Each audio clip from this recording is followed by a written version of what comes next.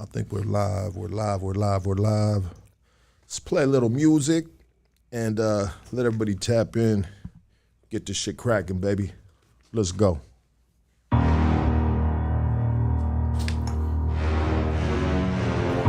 Like and subscribe, baby. Like and subscribe. Countless battles, I walk with no shadow. Desert in sandal, the ghost with the candle. King of all crowns, rip the rattle off serpents. Blood I thirst, since I am the worst. Follow your footsteps, you have no footprint. I am the surface, you worthless purpose. The moon, the stars, I'm connected to darkness. Heads of marksmen, I've hunted the farthest. Village of troops, Molotov the roofs. Black Sunday service with Holocaust roots. Homo Kabbalah, black magic and balas. These AKs and hollows will leave you forgotten. This bottomless season, you looking for me, Mussolini, Gaddafi, the world cannot stop me. I'm legend, remember me? Gifted since birth, you were delivered in a hearse. Your mother and your father trade your soul for a curse. I'm a soldier, coming at you like a locomotive. Never knew I navigate the culture. Service at the tabernacle potion. Yeah, baby. Yeah, that's hard, bro. That's you? Yeah, dog. Yeah, that's gangster, bro. Whoo, Monday night blockbuster right here at Hoodstocks, baby. God damn it. Man, Spectrum is gonna be mad about this episode right here. You know what I mean? Shit, if we keep on coming on like this, Hoodstocks throughout the week and the weekend and shit, dog, motherfuckers are gonna stop paying their cable bill, dog. I'm telling you. First and foremost, I want to give a big shout out to my boy Jesse from Lexit for lining this one up right here. My boy Jesse from Lexit. Thank you very much. Out of Alhambra, California, representing that big SGV. Everybody, and I mean everybody, get out your motherfucking futons, baby. Give it up for Johnny. Let's go. Yeah. Thank you. Hey, bro, I gotta tell it to you, doggy. You are the first Asian on this podcast, brother. Man, I'm blessed, man. Let's go, doggy. Honest. Thank you so much. Man. Hopefully this leads to more of our Asian brothers. You know what I mean? Get on this podcast, dog. Absolutely, bro. Thank you so much, brother. Yeah. Make sure. I'll pass some people to you, bro, for sure. Oh, bro, I love it, dog. I love it, doggy. I mean, and what more than an Asian dude from the notorious CHING gang, bro? That's right. Bro, yeah. Man, I got family that live in Alhambra, bro, and I've been hearing about you guys since I was a kid, bro. Real shit. Hopefully it's all good things, right? Yeah, beautiful things, bro. You know what I mean? Doing great things for the community. Absolutely. You know, all that good stuff, brother. Yeah, for sure. So, Johnny, it seems like a lot of dudes with your background don't do interviews. That's 100% true. And why is that, brother? You know, we're very secretive people, man. We have a lot of distrust. You know, the countries that we come from are third world countries, and we don't trust anybody. We're very family oriented, very tight knit. So, yeah, we don't talk to anybody. We're taught at a young age not to trust the police.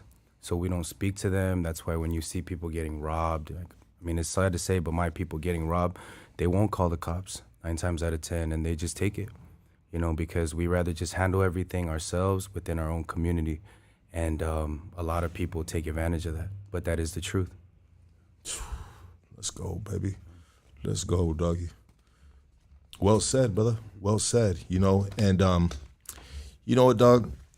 This climate that we live in, you know, there's a lot of just hateful shit going on, bro. Absolutely. I think not too long ago, I think there was an Asian woman in a park. I don't know if it was Gardena or something like that, Hawthorne. And some dude just randomly came up and hit her, bro. Yeah, I saw that. Yeah, it was terrible, man. It's just a terrible thing nowadays, bro. The world is it's really backwards, man. And it kind of makes me sad, bro, honestly. It makes me sad too, bro. Because you know what? Like, I mean, I'll say we were, right? At one point in our lives, maybe not the best of people, right? Right. You know? And the last thing that would ever cross my mind, bro, with a fucking smacking old lady, bro. I don't give a shit what color she is, bro. That's the last thing that would ever cross my fucking mind, bro. Like, what the fuck is going on, bro? That's crazy, bro. I don't know how that comes to people, and just preying on the weak like that and victimizing people who can't help themselves. It's a sad thing, bro. And yeah, you're absolutely right. We would DP people for that. And yeah, there's this, I mean, we were evil people too, don't get me wrong, but we at least had some standards, bro. Well, that's what comes when you're a part of certain organizations, right? There's rules and there's regulations. Absolutely. And you break those rules, there's consequences. Yeah. You know? And that's what makes organizations strong, bro. Right. You know? And that's how we weed out certain cats that don't need to be a part of these groups. Right. Anyways, Johnny, let's do it like this, brother. You've had a long road in life, and you've been through a lot of things, correct? Absolutely. Yeah. I mean, can we start your story, bro? Yeah. As a child, were you raised with both parents? Yes, I was. So I was raised with both parents. You know, my father was actually an alcoholic, and you know, we weren't the stereotypical Asian. You know, I'm full Chinese, so you know, my father was a provider, but he did have a drinking problem, and beat on me, beat on my mom, beat on my brother too. So you know, we also moved around all around the San Gabriel Valley. We went to, you know, I lived in Monterey Park, City Terrace, South San Gabriel, South El Monte, Pomona, everywhere, bro. And, you know, at the age of 12 years old, I joined the hood. And I was a kid who wanted to do anything that I wanted to do because I was tired of being poor. You know, I had Payless shoes. We were on welfare back when food stamps was monopoly money. I don't know if you remember that. Yeah, you know, it was like the ticket stubs, right? You got to pull it out the motherfucking shit, dog. Yeah, absolutely, right. dog. Hey, real quick, I want to back it up a little. You said your pops was an alcoholic. Do you remember his drink of choice? I don't remember. Oh, actually, you know what? He liked drinking soju. What is that? Korean. It's like it's a very strong like Korean liquor. Okay. Yeah, it's clear. He liked drinking clear. Honestly, bro, for some reason, I knew it wasn't gonna be fucking 211. You know what I mean? Like, I knew it wasn't gonna be it was gonna be something different, bro. I gotta try it now, dog. Bro, you do. Is Pops good now? Pops is good. Pops Beautiful. is good, man. We have a great relationship. Awesome, bro. Go ahead. But brother. yeah, he you know, he did that, and then you know, we got picked on, bro. Me and my brother, we there were certain streets in San Gabriel Valley you couldn't walk down. Why? You know, we got picked on because of our race, honestly. We had gum put in our hair, and they threw us in dumpsters and pushed it down the hill, stuff like that. Are these of Mexican descent? Mostly. I must be honest. Yeah, absolutely, bro. Yeah. Be honest right here, bro. Yeah. You know what, bro? One thing we are right here is we are transparent, dog. Sure. You know what I mean? And fuck them motherfuckers that were doing that to you, bro. You know what I mean? Right, but you know what, bro? We are fucking. It's crazy, bro. It's crazy, bro, the way we kind of grew up and were programmed to be racist without even Feel you. knowing what the fuck we're doing. Right, Kids, bro. I feel Kids are just the stupidest. I mean, I was once one of those dudes, right? You know what I mean? And I'm sure you guys fucking had things to say about these guys, bro. course. Yeah, you yeah. know? And that's just, that was our young ignorance, bro. Yes, that was our absolutely. young ignorance. And I'm sorry you went through that, brother. Right. But you know, you said you at 12 years old, you got courted into the CHINGs. Yes, sir. What does that consist of, bro? Because I know with us, bro, you know what I mean, you're going to get the beat down from the boys. Is it the same thing? Absolutely. It's the same thing. You know, that we had a lot of influence from Mexican hoods too. You know, the way, I mean, if anyone's familiar with the San Gabriel Valley, it's like a stronghold. You know, it's 50-50. There's Asian cats and Asian neighborhoods like Alhambra. And then there's also like El Monte, which is predominantly Mexican. So we grew up like being neighbors to them. We Absolutely. were influenced by them. We saw the lowriders. We saw everything. You know, so we dressed like them. You know, we flannels, Cortezes, high socks, anchor blue, all that. You know what? Me and my cousin Nick were just talking about that, dog.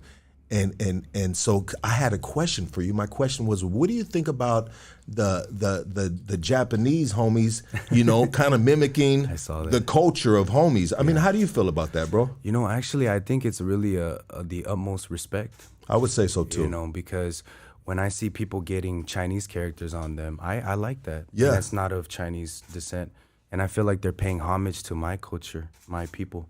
And that is part of your guys' culture, you know, part of the LA culture, the Southern culture and all that. It's a melting pot, bro. Absolutely. We're a part of each other, bro. Absolutely. One way or another, we get things from each other without even thinking about it. Right, we just right. end up doing it, bro, because it's in front of us. Exactly. You know? Exactly. And so anyways, I was talking to my cousin, and my cousin reminded me, he goes, hey, fool, because I went to Century Alhambra. I went to Century Continuation School in Alhambra, Yeah, bro. I went there too. Okay, so it's just a continuation school in Alhambra. Right. And I thought about it, and I was like, oh, shit, I remember the dudes, the Asian dudes right there. Yeah. Bro, they had Cortez on. This is 90s, baby. Right. You know what I mean? They had Cortez on. They had high socks, bro. And honestly, bro, you couldn't tell they weren't homies until you seen them, and they're like, oh, that's an Asian dude right there, and that's a bunch of Asian motherfuckers right there.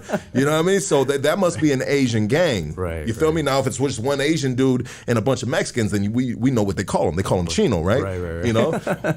But Exactly. But yeah, bro. Anyways, go ahead, brother. Yeah. So, you know, I went to Century too. Actually, you know, I went to Alhambra High for a little bit, got kicked out, and then went to Century Continuation, and after that, we just started putting in work. You know, it's the same thing. You know, they give you the strap. They tell you to, you know, put in work, basically. And caught my first case at the age of 12, you know, and was shipped out to SRCC. And then, go ahead. Let's do something real quick, bro. I don't mean to cut you off, but Sure. I will. And I know people are hating me that I'm doing this to you right now. You know what I mean? But if you look up, let me look up watching on Google, bro, because I was looking at it earlier, and I'm sorry about this. I'm backstepping on this, but it says, and is this correct? Watching meaning is Chinese American. Watching meaning is a Chinese American criminal organization and street gang that was founded in San Francisco in 1964. There was something else that was really interesting, bro, that I was reading on this, dog. I mean, do you know the history of the Watchings in regards to San Francisco? Yeah, I mean, that's where all the older homies came from, essentially. You know, so yeah, they started out there, and from what I heard, you know, they came down here and they got picked on because they were fobs. What fobs is is fresh off the boat. It was a derogatory term that us and all the other races also utilized against each other. You know, we had the American-born ABCs, we call them the American-born Chinese, and then the FOBs is fresh off the boat. So the ABCs would American-born kids would make fun of the fobs because, you know, they had the bowl haircuts and you know, they was just lame looking. I'm sorry to say. That's the classic haircut. Hey, bro, the Asian dude with the bowl haircut. Yeah, bro. I mean, we had it too, bro. Now we got the Edgars, bro. The Edgars, bro. That's the bringing back the bowl haircut, homie. It's just got a little fade to it now. Yeah, but from then, you know, they came down here and they were pretty ruthless, bro. They couldn't speak a lick of English, but they were down, bro. Because when you get oppressed like that, any race, you know, you get victimized like that. There's a time where they're just like, enough is enough, and then they formed, you know, the neighborhood. And then Watchings. Yeah, and then through that, this is FOB, fresh off the boat. Yes. And they originally originated in San Francisco. That's correct. Northern California, around 1964, which is an old ass neighborhood, bro. I mean, you guys have been around for a cool minute. Absolutely. And so those are the big homies. Yes. You know, and then you guys migrated outward. Yeah, outward. Right. Came down this way. Had some older cats. Go ahead, bro. Right. So yeah, and then they just, you know, started it, and different sides were started. And, you know, in the comments, they're asking all these questions and stuff. I see it, but... We'll do live phone calls in a minute. You guys hold up on those. But, yeah, they basically, you know, started different... It would be like cliques, you know, basically. But it was either from the city that you're from or just the older homie. It would be named after him. And then that's kind of like where I would speak about, you know, and it was like all working together as one. But actually, we function also separately too. And what is watching meaning again? It means Chinese youth. Chinese youth. Yeah, the young Chinese basically. And what's stronger than youth? Right. What's stronger than youth? And you can have an older dude direct these young dudes, these savages. Right. I mean, what was the main objective of them creating this Watching, this you know, Chinese youth? You know, I mean, what was the objective? To protect each other from the outsiders? Yes. It just like any gang. I mean, you know, it always starts with being victimized. So, you know, it started off with as protection. Absolutely. And I know you said that a little bit before, but I like to reiterate things at times, dog. Sure. So excuse me on that, brother. No worries. Yeah.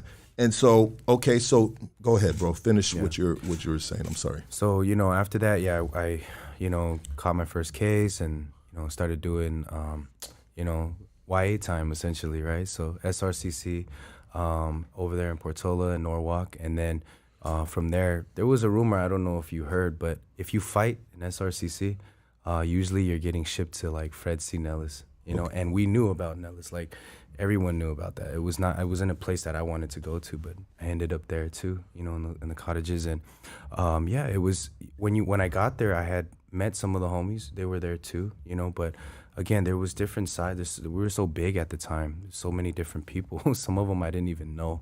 Honestly, absolutely. You know, so how does that work for you doing time? Like, I know how the homies do time.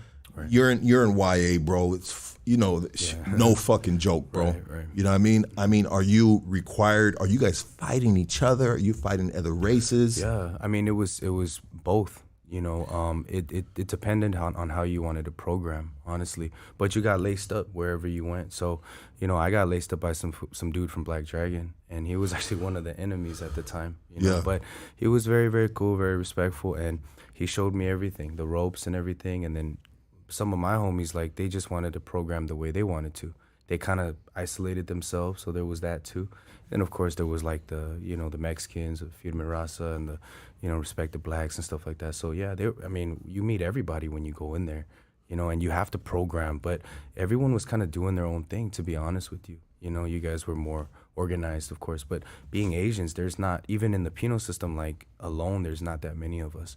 You know, so I mean, there really wasn't much of us. Well, yeah, you're absolutely right, because in the CDC, they have what they call the others, right? And within the others, you have, who do you have within the others? We have like Puerto Ricans. We got, you know, other Asians like Southeast Asians, Cambodians. We have races that I never heard of, like Hmong people, right? Which is also Asian, but they're like hill people.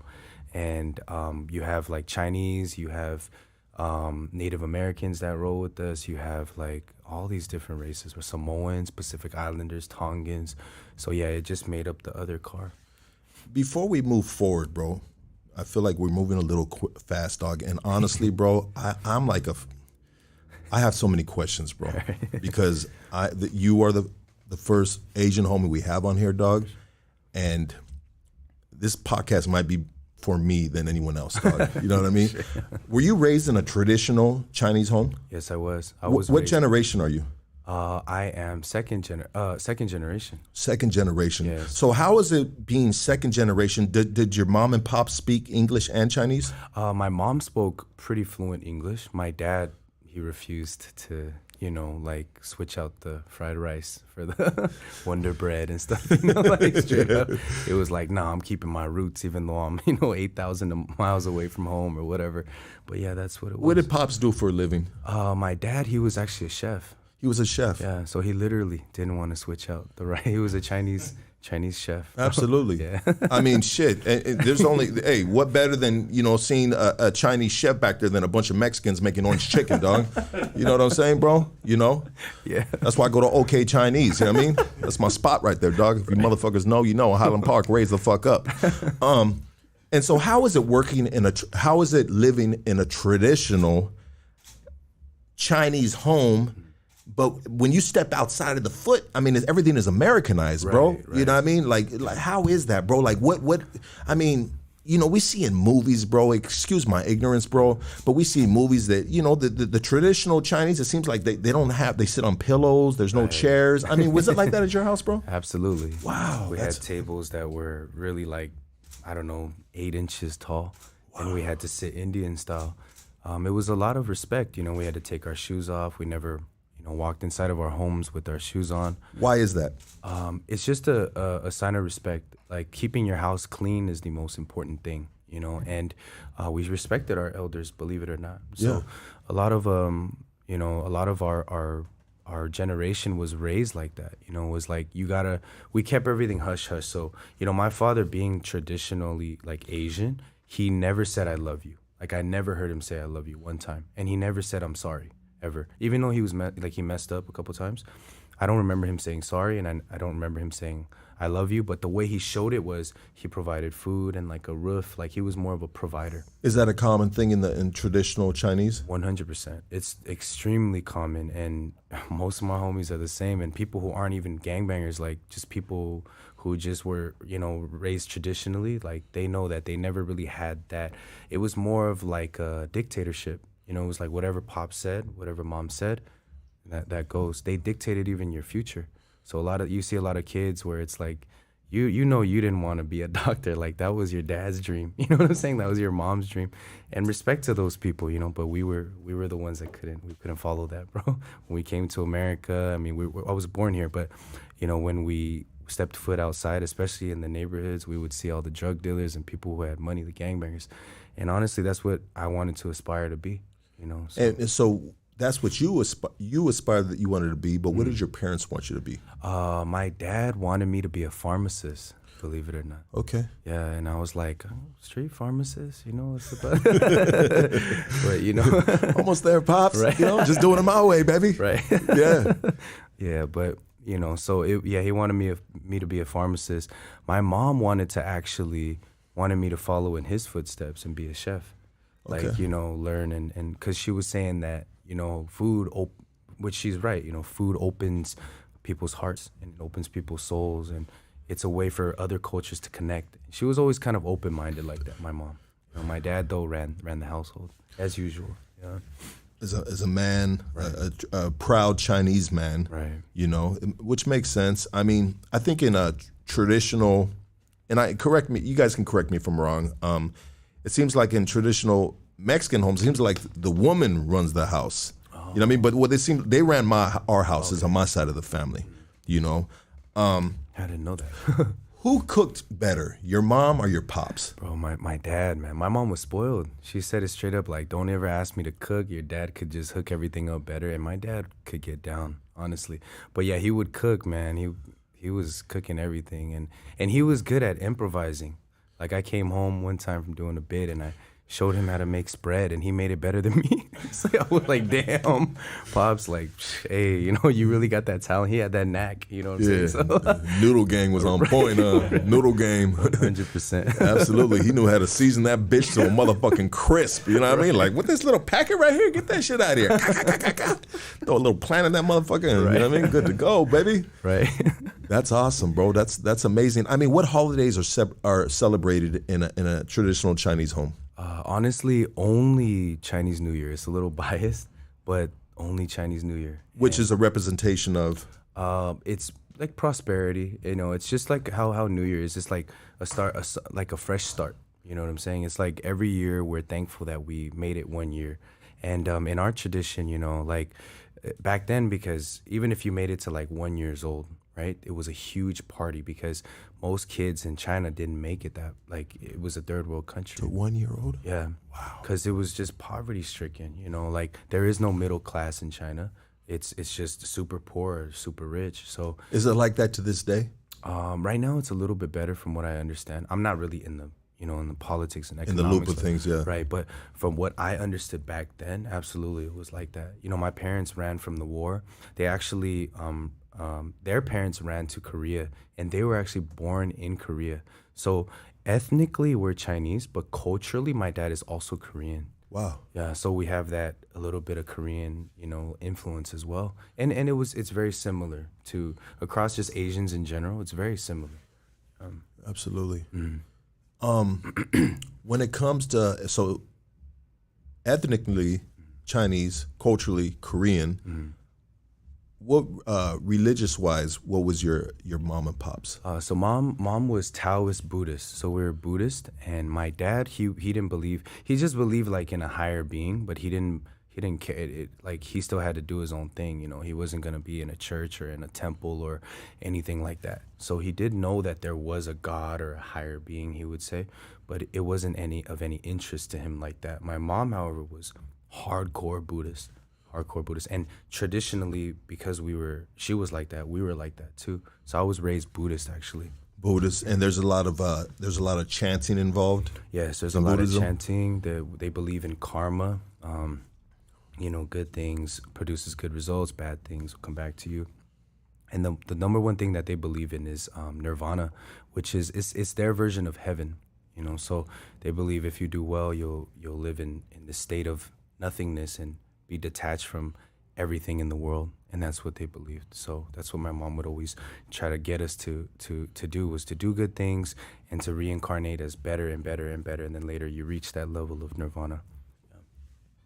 Wow, that's amazing. And it seems like Pops was kind of, he was just like a realist. He 100%. Yeah, he was a realist. Like, man, this praying, this chanting stuff ain't gonna get this food on the table right now. Right. I'm gonna go out here and get this, do what I gotta do. Yeah, 100%. Absolutely. So you went to YA do you mind talking about what the crime was you went to YA, or if you said it already? I'm sorry. Yeah, it was dissuading a witness for a benefit of a gang. Okay. And, yeah. Okay, they sent you, huh? Yeah, they sent you. Yeah, it was bad, bro. Yeah. Yeah. So, yeah, I mean, it was. I would speak up to that, but that's what happened basically. Yeah. And then from there, wow, they sent you to YA for that shit. Yeah, bro. It was Was that your first? Was that your first offense? It was my first offense too. Damn. Did they? I mean. But they knew that my neighborhood at the time. Yeah. I think that's what it was. Honestly, to this day, I'm not really sure, but I think that's what it was. Because I think they held you guys on a higher, of course, like playing field opposed to these bald-headed, tatted up Mexican dudes. You know what I mean? Because you guys have always had like prestige, or I'm not sure what the exact word is. I'm not getting secretive. Yeah, that's secretive. Just like, where are these guys at? You know what I mean? They're in the underground. You know what I mean? Like you guys have always, since I've heard of you guys and I've seen you around in Alhambra, bro. It was just that mysterious being, like you're not sure. Like you said, bro, in the beginning, you guys are very closed-lipped, tight-lipped. Yes. And yeah, so I can see that the court system taking that a little more seriously opposed to something else, even though, the homies ain't known not to be fucking around either. Right, but, right. So they wanted to really teach you a lesson. Yes, that's exactly what they said. They were like, we finally got one. It was like, damn, like, I didn't know you guys were fishing, like they got a big fish and we got one, and I was like, damn, I'm only 12 years old, but. You were only 12 years old? Yeah. Wow. And it was a big hit, bro. And my experience with that is going there, it was crazy, bro. I mean, with YA, there's so many mind games. You know what I'm saying? Like, I didn't know anything about that. You were 12 years old, Yeah, bro. I was a baby. You were a baby, bro. And bro, you being 12 years old going into the YA system, bro. Mm. I mean, you were already in there with professionals, bro. Yeah. Dudes that have been in and out several times, bro. Right. I mean, from 12 years old to 17 years old, that's a big age gap, bro. Absolutely. That's a big age gap, bro. So, I mean, going in, bro, were you scared, bro? Absolutely. I mean, I was scared because, at the time I didn't really, when I was banging and all that, I thought I was all Superman. And when you first get in the hood, you're just like, yeah, you gotta represent, you gotta make a name for yourself. But of course, when I got caught up, I was scared. But at the same time, I was also like, the older homies kind of coached me a little bit too. Like, and how old, bro? How old? Your older homies, were they just like in their teens as well, but older? No. These dudes were older. Yeah, our older homies are real older homies, not some dudes. Like how old, if you mind me asking, bro? They were at least double my age. Double your age. At least. You know? So some of them were older, but yeah. And what was their dress attire, bro? Were they the same as you guys at the time, or were they dressed in suits and stuff like that? They were more like different. They dressed a little bit more clean. Like, if you seen them, you didn't know who you were seeing. Yeah, it was like that. Okay. They were very low key. Very low key. Yeah. Mm-hmm. Yeah, we were the knuckleheads. Like the last of it, like early 2000s generation, which is my generation. We were the knuckleheads, bro. Yeah. A lot of the homies would be ashamed, actually, be like, damn, you guys effed up the name, because we went from a organized level to like a criminal street, basically. And they was like, what are you doing downgrading, Yeah. But that's just the real, honestly. But and was there older homies that were trying to like get a hold of that and say, hold on, you know what I mean, my G's, we trying to go this way, or were you guys just such a wild bunch that we were too wild, bro. Absolutely. I mean, I'm sure you guys know with you know, like the generations now, it's the kids too. It's uncontrollable. So we were those kids at one point. 100%. Yeah. That's in all levels too, all races, bro. You know what I mean? Right. I mean, when it comes to being from the Chings, bro, do you have to be Chinese? Not necessarily, but of course it is a Chinese gang. I mean, you know, so we did have different races, but you know, some different races. We had some Mexicans, we had white people, we had some blacks up in the Bay Area, not around my neighborhood, San Gabriel Valley, but yeah, but for the most part, yeah, we were like 80%. Yeah. Was there ever any of your Chinese homies, bro, or from the Chings, bro, that didn't speak Chinese? Like Mandarin, you mean? Like, because there's Cantonese and Mandarin. So okay, so they all spoke one language, yes, for sure. Absolutely. I mean, because there's in the Mexican culture, there's families, bro, that might be like third generation, bro, moving forward, and there's some brown skinned brothers, bro, that don't speak a lick of. I mean, they know all the slang words, but they don't speak. They can't hold a fucking sentence in fucking Spanish, bro. You know what I mean? You know, were there dudes like that were Chinese too, or just it wasn't happening? Nah, it wasn't happening, bro. Wow, what a trip, bro. It was kind of mandatory. It was mandatory, huh? Yeah, I would say. Wow. Yeah. That's a trip, bro.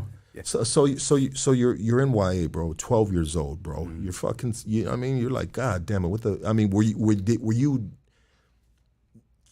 thinking twice about what did I get myself involved in, or were you suited and booted and ready to go? Honestly, I was suited and booted. I mean, of course, I just didn't want to show any weakness. You know, like, of course you're scared, but you don't want to show that, because I understood that what would happen if that came out, especially in places like YA.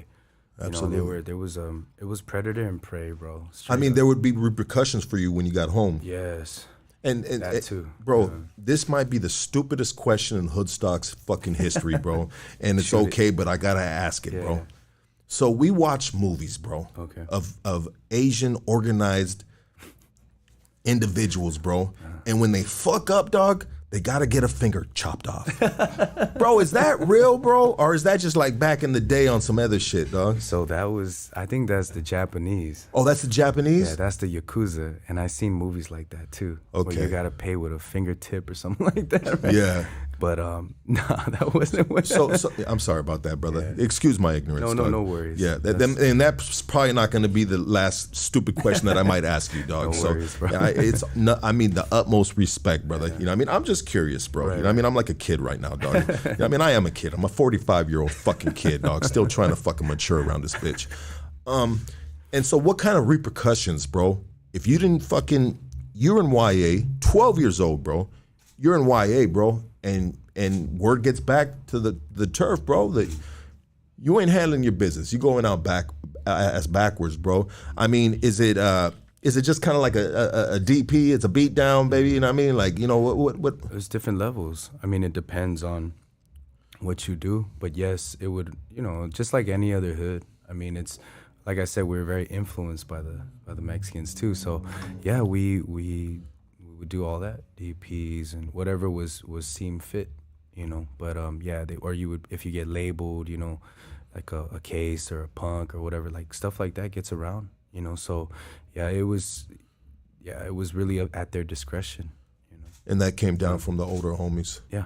Yeah. 100%. Absolutely. Yeah. And when it comes to like chain of command, I mean, are there young dudes that, I mean, of course, you know, I mean, the youth, bro, you know what I mean? You got the wolves out there, bro, you know what I mean? And there's always a wolf leading the pack, you know what I mean? But is there certain, like, when it comes to the organization, and if you can't answer it, that's fine with me, bro. I'm just curious, like I said. I mean, is there certain, like, levels being from the Ching gang, bro?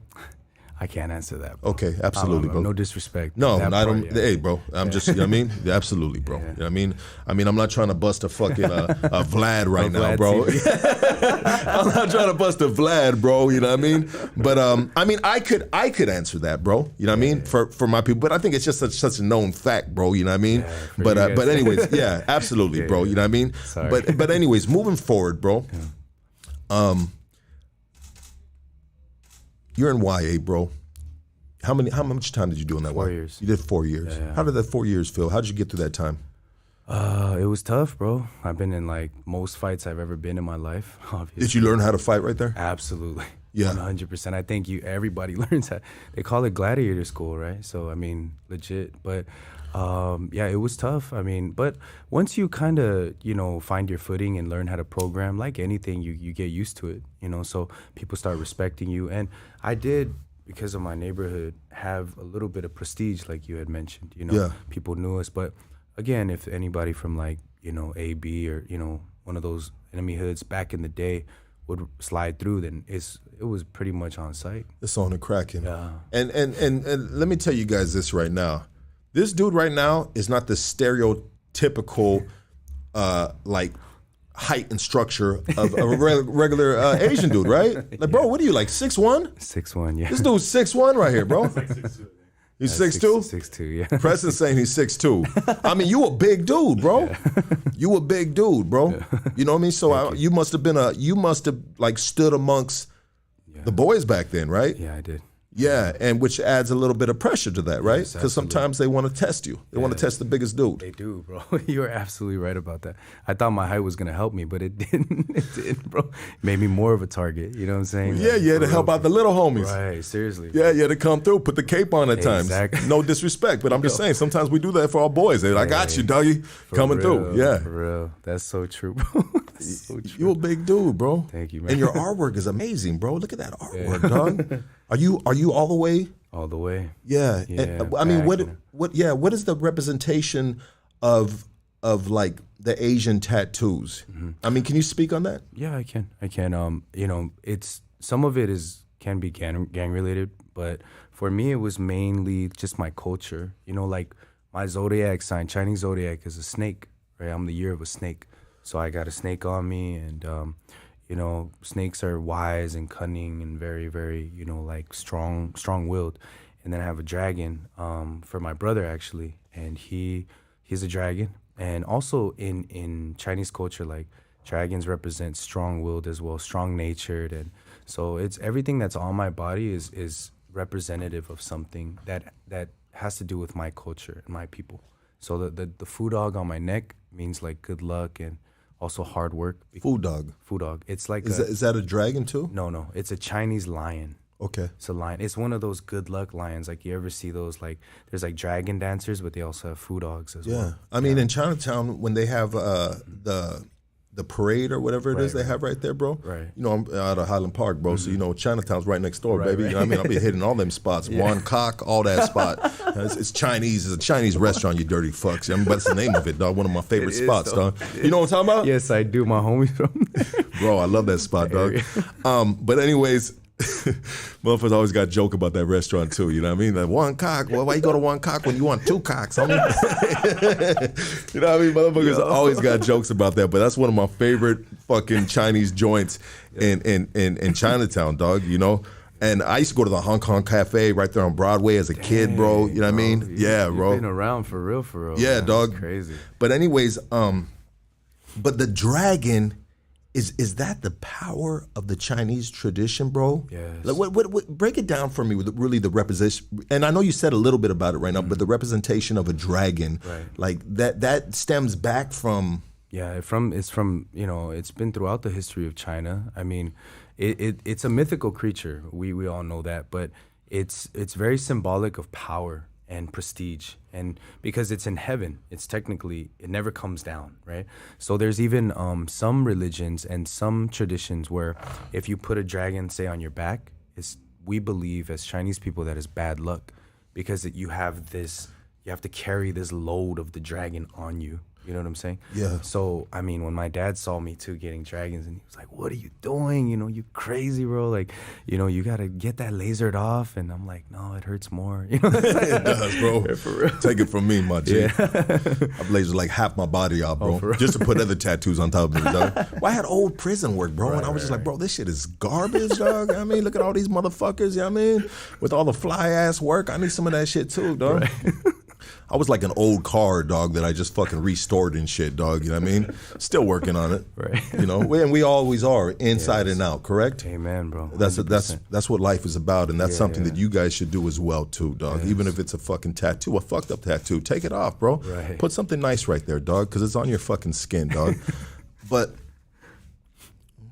this has been very informative, dog. I'm loving this podcast right now, bro. Thank you, know bro. what I mean, I'm really loving this, and I wish you were having a glass of wine with me, but I know you can't, baby. You know what I mean? So you get through YA, 4 years, bro. You going at 12 years old, bro. 4 years, what? You get out at 16? Yes. You know? I mean, how did that go, bro? Is it I know when the homies get out, it's a celebration, bro. Oh, absolutely. Is it the same thing with you guys? Yes, I think we were gonna have a celebration at Wangkok. Straight up. Were you, I'm bro? not even lying, bro. Oh my God. But we ended up going to some other spot, but I think it was like Ocean City Seafood or something like that in Alhambra. Yeah. But anyway. Yeah, I know it. Yeah. It's still there, isn't it? Yes, it is. Yeah, absolutely, brother. So it was a celebration, and you know, they knew where I went, and they were just like, yeah, you gotta continue to keep that level of gangster, basically, if I'm putting it correctly, you know. So when I got out, you know, they were trying to make it seem like it wasn't a big thing. Like, that's one thing that our people have always done, was like, man, you think you're crazy, you know? Like, They downplay to the pit, yeah, because they understand that. I think we understand, like, the heart, you know. We know that kids will come out and start thinking like, oh, I'm big homie now, even though you're 16 years old. With the pressure of a gangster doesn't ever get, like, you won't ever get that foot off your fucking neck, dog. Right. Especially when you're surrounded by fucking animals, bro. Seriously. And that's in our culture too, bro. Oh, you did that? Well, check this shit out, dog. Right. You know what I mean? There's always going to be someone that's going to top your story, or there's always going to be somebody that's with you, potentially maybe doing a crime, and it's going to do something even more just to let motherfuckers know I'm that dude. Absolutely, bro. You know? And it is what it is, and it's crazy that talking with you right here, bro, that's across all cultures, bro, all gangs, bro. 100%, man. Yeah, so my pleasure. Yeah. So you get out, you have a little celebration, right? People are happy. I mean, 16 years old, bro. I mean, you know, how do we celebrate a 16-year-old that's getting out, bro? Right. You know, just some good food. Just good food. I mean, that's how every celebration is. If you guys want to know how we celebrate in general, it's not a gang thing. It's just Chinese people in general. We just bring out it's called family style. We just bring out so many different plates, like duck and, you know, fried rice and, you know, chicken and jellyfish and all this stuff, bro. Jellyfish. I don't know if you've had it. I haven't had it. I haven't had duck either, bro. You're missing out, bro. I got ducks in my backyard, bro. Take one, bro. I'll hook it up. No, I'm just kidding. Does it have to be a certain duck? Certain type of duck? I don't know, bro. Maybe a Peking duck? Yeah, I think so, bro. Yeah, absolutely. I think those are the preferred ducks. Yeah. What I hear. So you have all these. You said family style. I mean, jelly. What does that taste like, bro? Jellyfish is kind of like tripe. You ever had tripe before? Is that a fish? No. It's the intestines. I'm sorry. Yeah. Tripas. Tripas. Yeah. Okay. Yeah. It's basically that consistency. It's chewy. Okay. But it's much more flavorful. They use like vinegar, and it has sweet, sour, and sometimes spicy all together. And that's what we like as Asians. We like the sweet, sour, spicy, salty, all in one. Let's go right there, baby. You don't got to be Asian to like that, homie. I love that, my boy. I swear to God, dog. You know what? Check it out, bro. If we were in a situation where they said, "Hey, check it out, check it out, Johnny. You know what, dog? This is what it is, bro. You can only eat one type of food for the rest of your life." You know what I mean? Like the buffet, the American buffet is gone, baby. Right, yeah, you know what I mean? And of course, you would pick Chinese food, dog. Yeah. I would pick Mexican food, dog, because I can live off beans and rice all motherfucking day long. But honestly, my second choice, bro, would be Chinese food, bro. Oh man, you know what Respect, I mean? Because I believe there's a lot of similarities, dog. Really? You know what I mean? I don't know, maybe Maybe not. I mean, rice. You know what I mean? I don't know, bro. I just said rice. Rice, huh? You know what I mean? You know? I mean, I like barbecue pork, dog. You know what I mean? I don't know, bro. I'm tripping right now, bro. Maybe there isn't any similarities, but I just know that I love Mexican food, and if Mexican food ain't there, bro, then I need to go get me some Chinese food, dog. I mean, real shit, dog. You being of Chinese descent from a traditional family, bro, on a scale of 1 to 10, dog, fucking Panda Express, bro. Yeah. Is that garbage or is that good? That is that's in the negatives, bro. That's in the negatives. You don't ever see Asian dudes at fucking Panda Express, bro. Never, bro. You only see Mexican, black, and white. You know what I mean? Trying to work some chopsticks, homie. You know what I'm saying? That's a trip, bro. Yo. So that shit is fucking garbage then, bro. Garbage, bro. That's like a Mexican trying to probably big up Taco Bell. Right. You want Mexican food? Go to Taco Bell. Traditional shit, dog. You know, that would be Chalupa Supreme, right? yeah, the Mexican pizza. You know what I mean? They've been making that in Mexico for fucking, you know you guys know what we're saying? Yeah, but so that, and I knew that, bro. But to get really like let's be real about it, dog. I mean, food, we love food. Food is fucking, like, it keeps us going, bro, from day to day. Without food, we wouldn't be here right now, dog.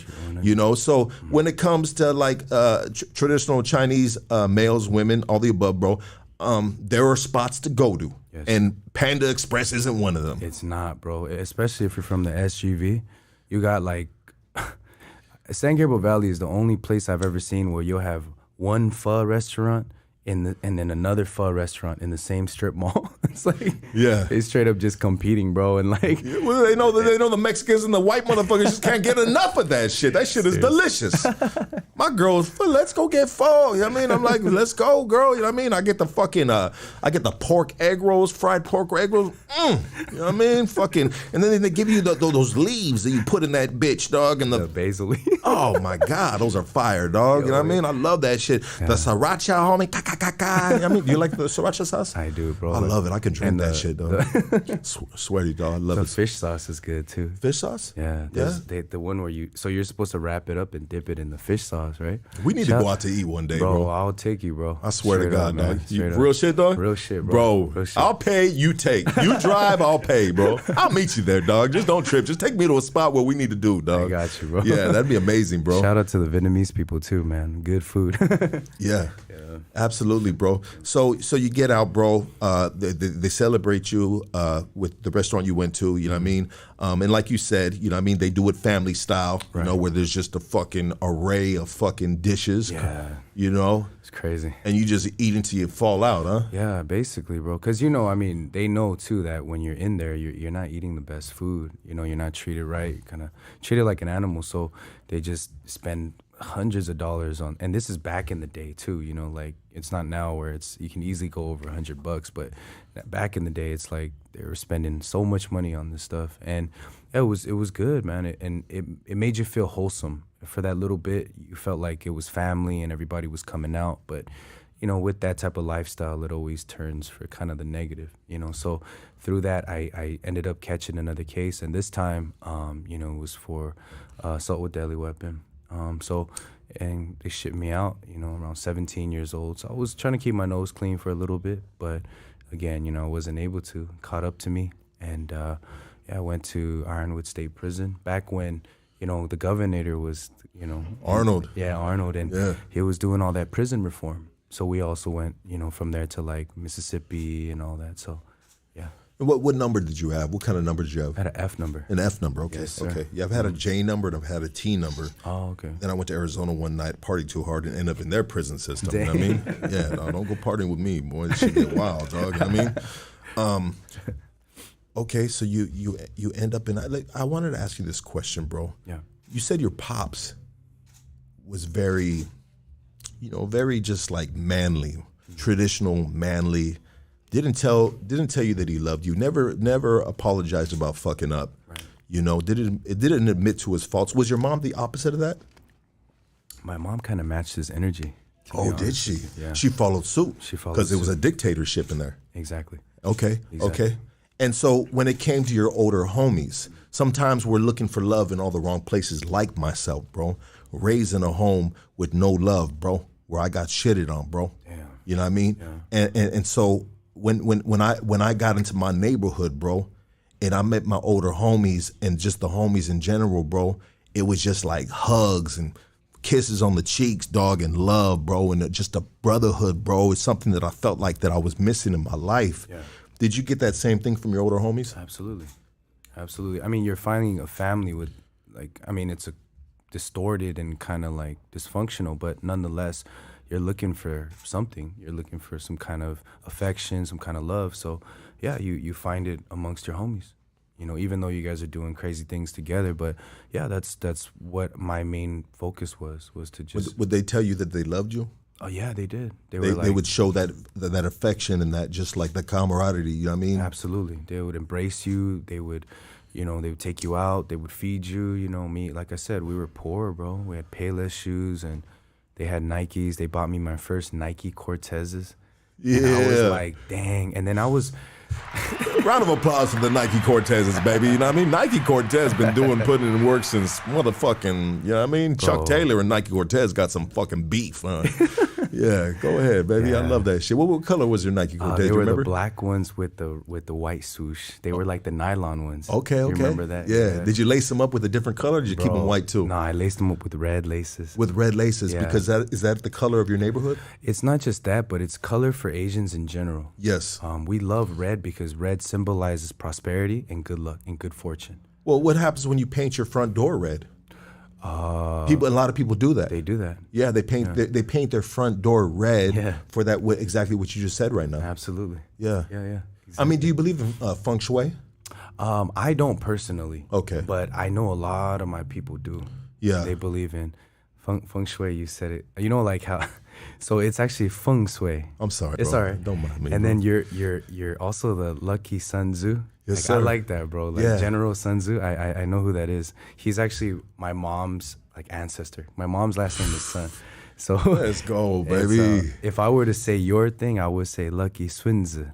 Swinzi. Swinza. Yeah, that's how you're supposed to say it. Swinzi Bingfa. That means the art of war, like the general, you know, because he was the one that created art of war. I'm sure you know that. Absolutely, bro. And I picked that up in the prison system, bro. Right. And I picked that up because I just felt so connected to that, dog, because I've always found a way to navigate through my hard times, bro. That's cool, man. You know what I mean? Yeah. And I've always been like, you know, methodical within my crazy mind. You know what I mean? If I was fucking flying 1,000,000 miles per hour off of methamphetamine and shit, dog, you know what I mean? I always knew a few steps ahead of what I was gonna do. I was never just a fly off the handle type of dude, even though sometimes shit would like that happen, bro. Sure. You know? But thank you for, say that one more time, the Sun Tzu. I'm saying Sun Tzu is supposed to be Sun Tzu is cool, but it's Swinzi. Swinza. Yeah, Lucky Swinza, baby. Man, you got it, bro. Are you Chinese, bro? I might be, bro. I might smoke a little of this steezy and get Chinese on you right now, dog. You know what I mean? It makes me the best person I can be, dog. When you see me Chinese-eyed, dog, you know what I mean? You know, dog. You're lucky he's feeling good, dog, and it's a good time to ask him to borrow some money, dog. You know what I mean? No. But, this is such a good conversation, dog. So you go back in, you get out, you go back in and you catch, what did you say, an assault, a battery? Assault with deadly weapon. Assault with a deadly weapon. AWDP. Yeah. And you end up, and how old were you at the time? 17. 17, and you got charged as an adult. Absolutely. Well, why is that? Same thing. Gang file and the fact that they pulled up the YA and you know the people around our neighborhood, the sheriffs and stuff like that. They had a hard on for us. You know, I'm sorry. Why is to that, say. bro? I mean, when you're kind of notorious like that, that's when, you know, they just going for you, bro. Like I had friends that were non-affiliates and they would get pulled over.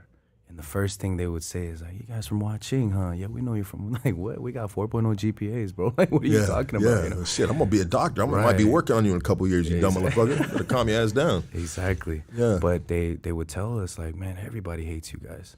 I mean, we weren't cool with anybody. Yeah. You know what I'm saying? Honestly. So, and that included the feds and the police. So, yeah, they just washed us up as much as they could. They just, I've heard enemies tell me, when you get locked up, like, hey, they let us go, bro, and they ask us, like, hey, where do you find these CHING gang members at? Where are they? I heard they're from here. Are they confirm with them, bro? Yeah. And I'm just like, that's crazy, man. That's crazy. I got a question for you, another question, and this question is this, bro. So growing up in the street culture on my side of town, bro, I mean, there's a lot of drugs involved, bro. You know what I mean? There's a lot of us that were raised in just fucked up environments, bro. And obviously we are searching love in, like they say it, all the wrong places. But at the time it feels like it's the right place, bro. But what comes with trying to dilute that pain, I mean, drugs are involved, bro. Are they involved in as well on your side of town, bro? Are you talking about like usage? Usage of drugs, yes. Usage of drugs? Yes. I mean, yeah, some people would do it, but generally speaking, honestly, like it was kind of looked down upon in the Asian community. Yes. We're kind of people who, contrary to what other people believe, we're very, if you look at our history, we've been in 5,000 years of war. There's a lot of like bravado in our culture, and we just don't like to start stuff, but like we kind of handle things. That's kind of my culture, you know. So, if you were to do something like, like call the police or do drugs, it was really looked down as like low class, like you were just garbage, bro. You were no good, basically. So, let's go, baby. Yeah, let's go. Let the community handle that shit, homie. You know what I'm saying? I love that, bro. I love that, bro. You know what I mean? So, 17 years old, bro, you get tried as an adult. I mean, what kind of time are you looking at? 12, 85%. 12, is that what you took? Yeah, because they were. I was looking at more than that. Obviously, that's what I took. Yeah. So, can we talk about your journey through these 12 years? Did you do all 12 years? No. How much time did you do? I did 8 and some change. 8 and some change. Yeah. And back where I'm from, they always said, fool, if you ain't doing more than 5 years, shut your ass up, homie. You know what I mean? Like, the homies would always say that, bro. Right. You got to get under 5. Anything over 5 is a little bit of a stretch, you know what I mean? But then you got some dudes that are just the super gangsters, and they're like, 5 years, 10 years, that ain't nothing, dog. I'll do that shit on a Fifi, homie, you know what I mean? And so you do 8 years out of 12 years, bro. Can you share the journey of you've experienced YA already? Now you're going into the adult system, 17 fucking years old, bro. They try you as an adult, bro. You know what I mean? Let's talk about that. Yeah, it was crazy, man. I mean, YA it's a different mentality, right? I mean, you've been there, right? I've been through the halls and stuff like that, bro, but I never hit YA. Oh, okay. Yeah. So, it's like they have that, 3-second takeoff rule. If you feel disrespected, you just go, right? So in YA. Yes. Yeah. But YA, for me, the best way to put it would be like, it was like gangbanging. You were still about your neighborhood, and yes, you were with your race, but you could still fight your, internal beefs and stuff like that. But in prison, it was completely different. Like, it was like your race and all your beef that you had on the streets gets put to the side. Absolutely. All the politics comes into play. And honestly, for the first couple of years, like first 2 years, I didn't know how to program. I was getting into a lot of stuff, and I just... Because you're a YA baby. Exactly. Yeah. And so I was raising my hand and doing stupid stuff, I mean, I was raised by YA babies. All my homies, like I'm one of the few that didn't go to YA out of the group of dudes that I was raised with, bro. I see. You know what I mean? So I was raised with all these dudes. So I always competed with these dudes, bro. Because these was like, I'm YA baby, homie. Blah, blah, blah. I was like, fool, shut your ass up, homie. You know what I mean? I got lucky and I didn't go there, bro. You know what I mean? But bam, what's happening, homie? You know what I mean? And so, the hood, the gang mentality is competition within the organization, each other, bro. Definitely. Of who's the hardest, who's the alpha, right? Who's gonna do the most, bro? Who's gonna gangbang the most? Who's gonna put in the most work, dog? Exactly. And I never wanted to come off the bench, bro.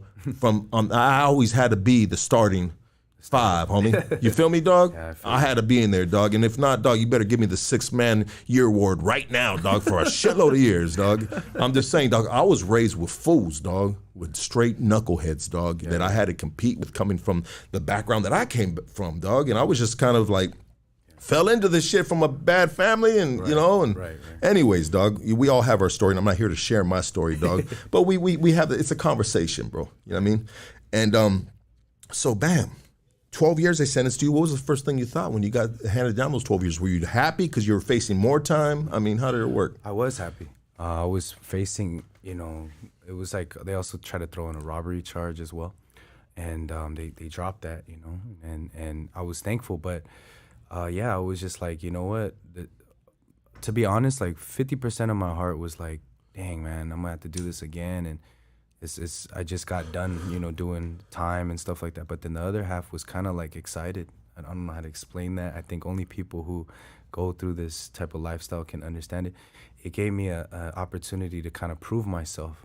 And I was just like, yeah, like now I can be like in that status, you know what I mean? Yeah, that stratosphere of the big dog shit, you know what I mean? Right. So, let's rewind it real quick. I have another question for you, dog. Sure. And only a dude like me can give an interview like this, dog. I'm sorry, dog. You know what I mean? This isn't some fucking outsider, dog, that's going to be like, oh, well, hey, boo, boo. You know what I mean? Check it out, bro. Within your neighborhood, bro, do you have homegirls?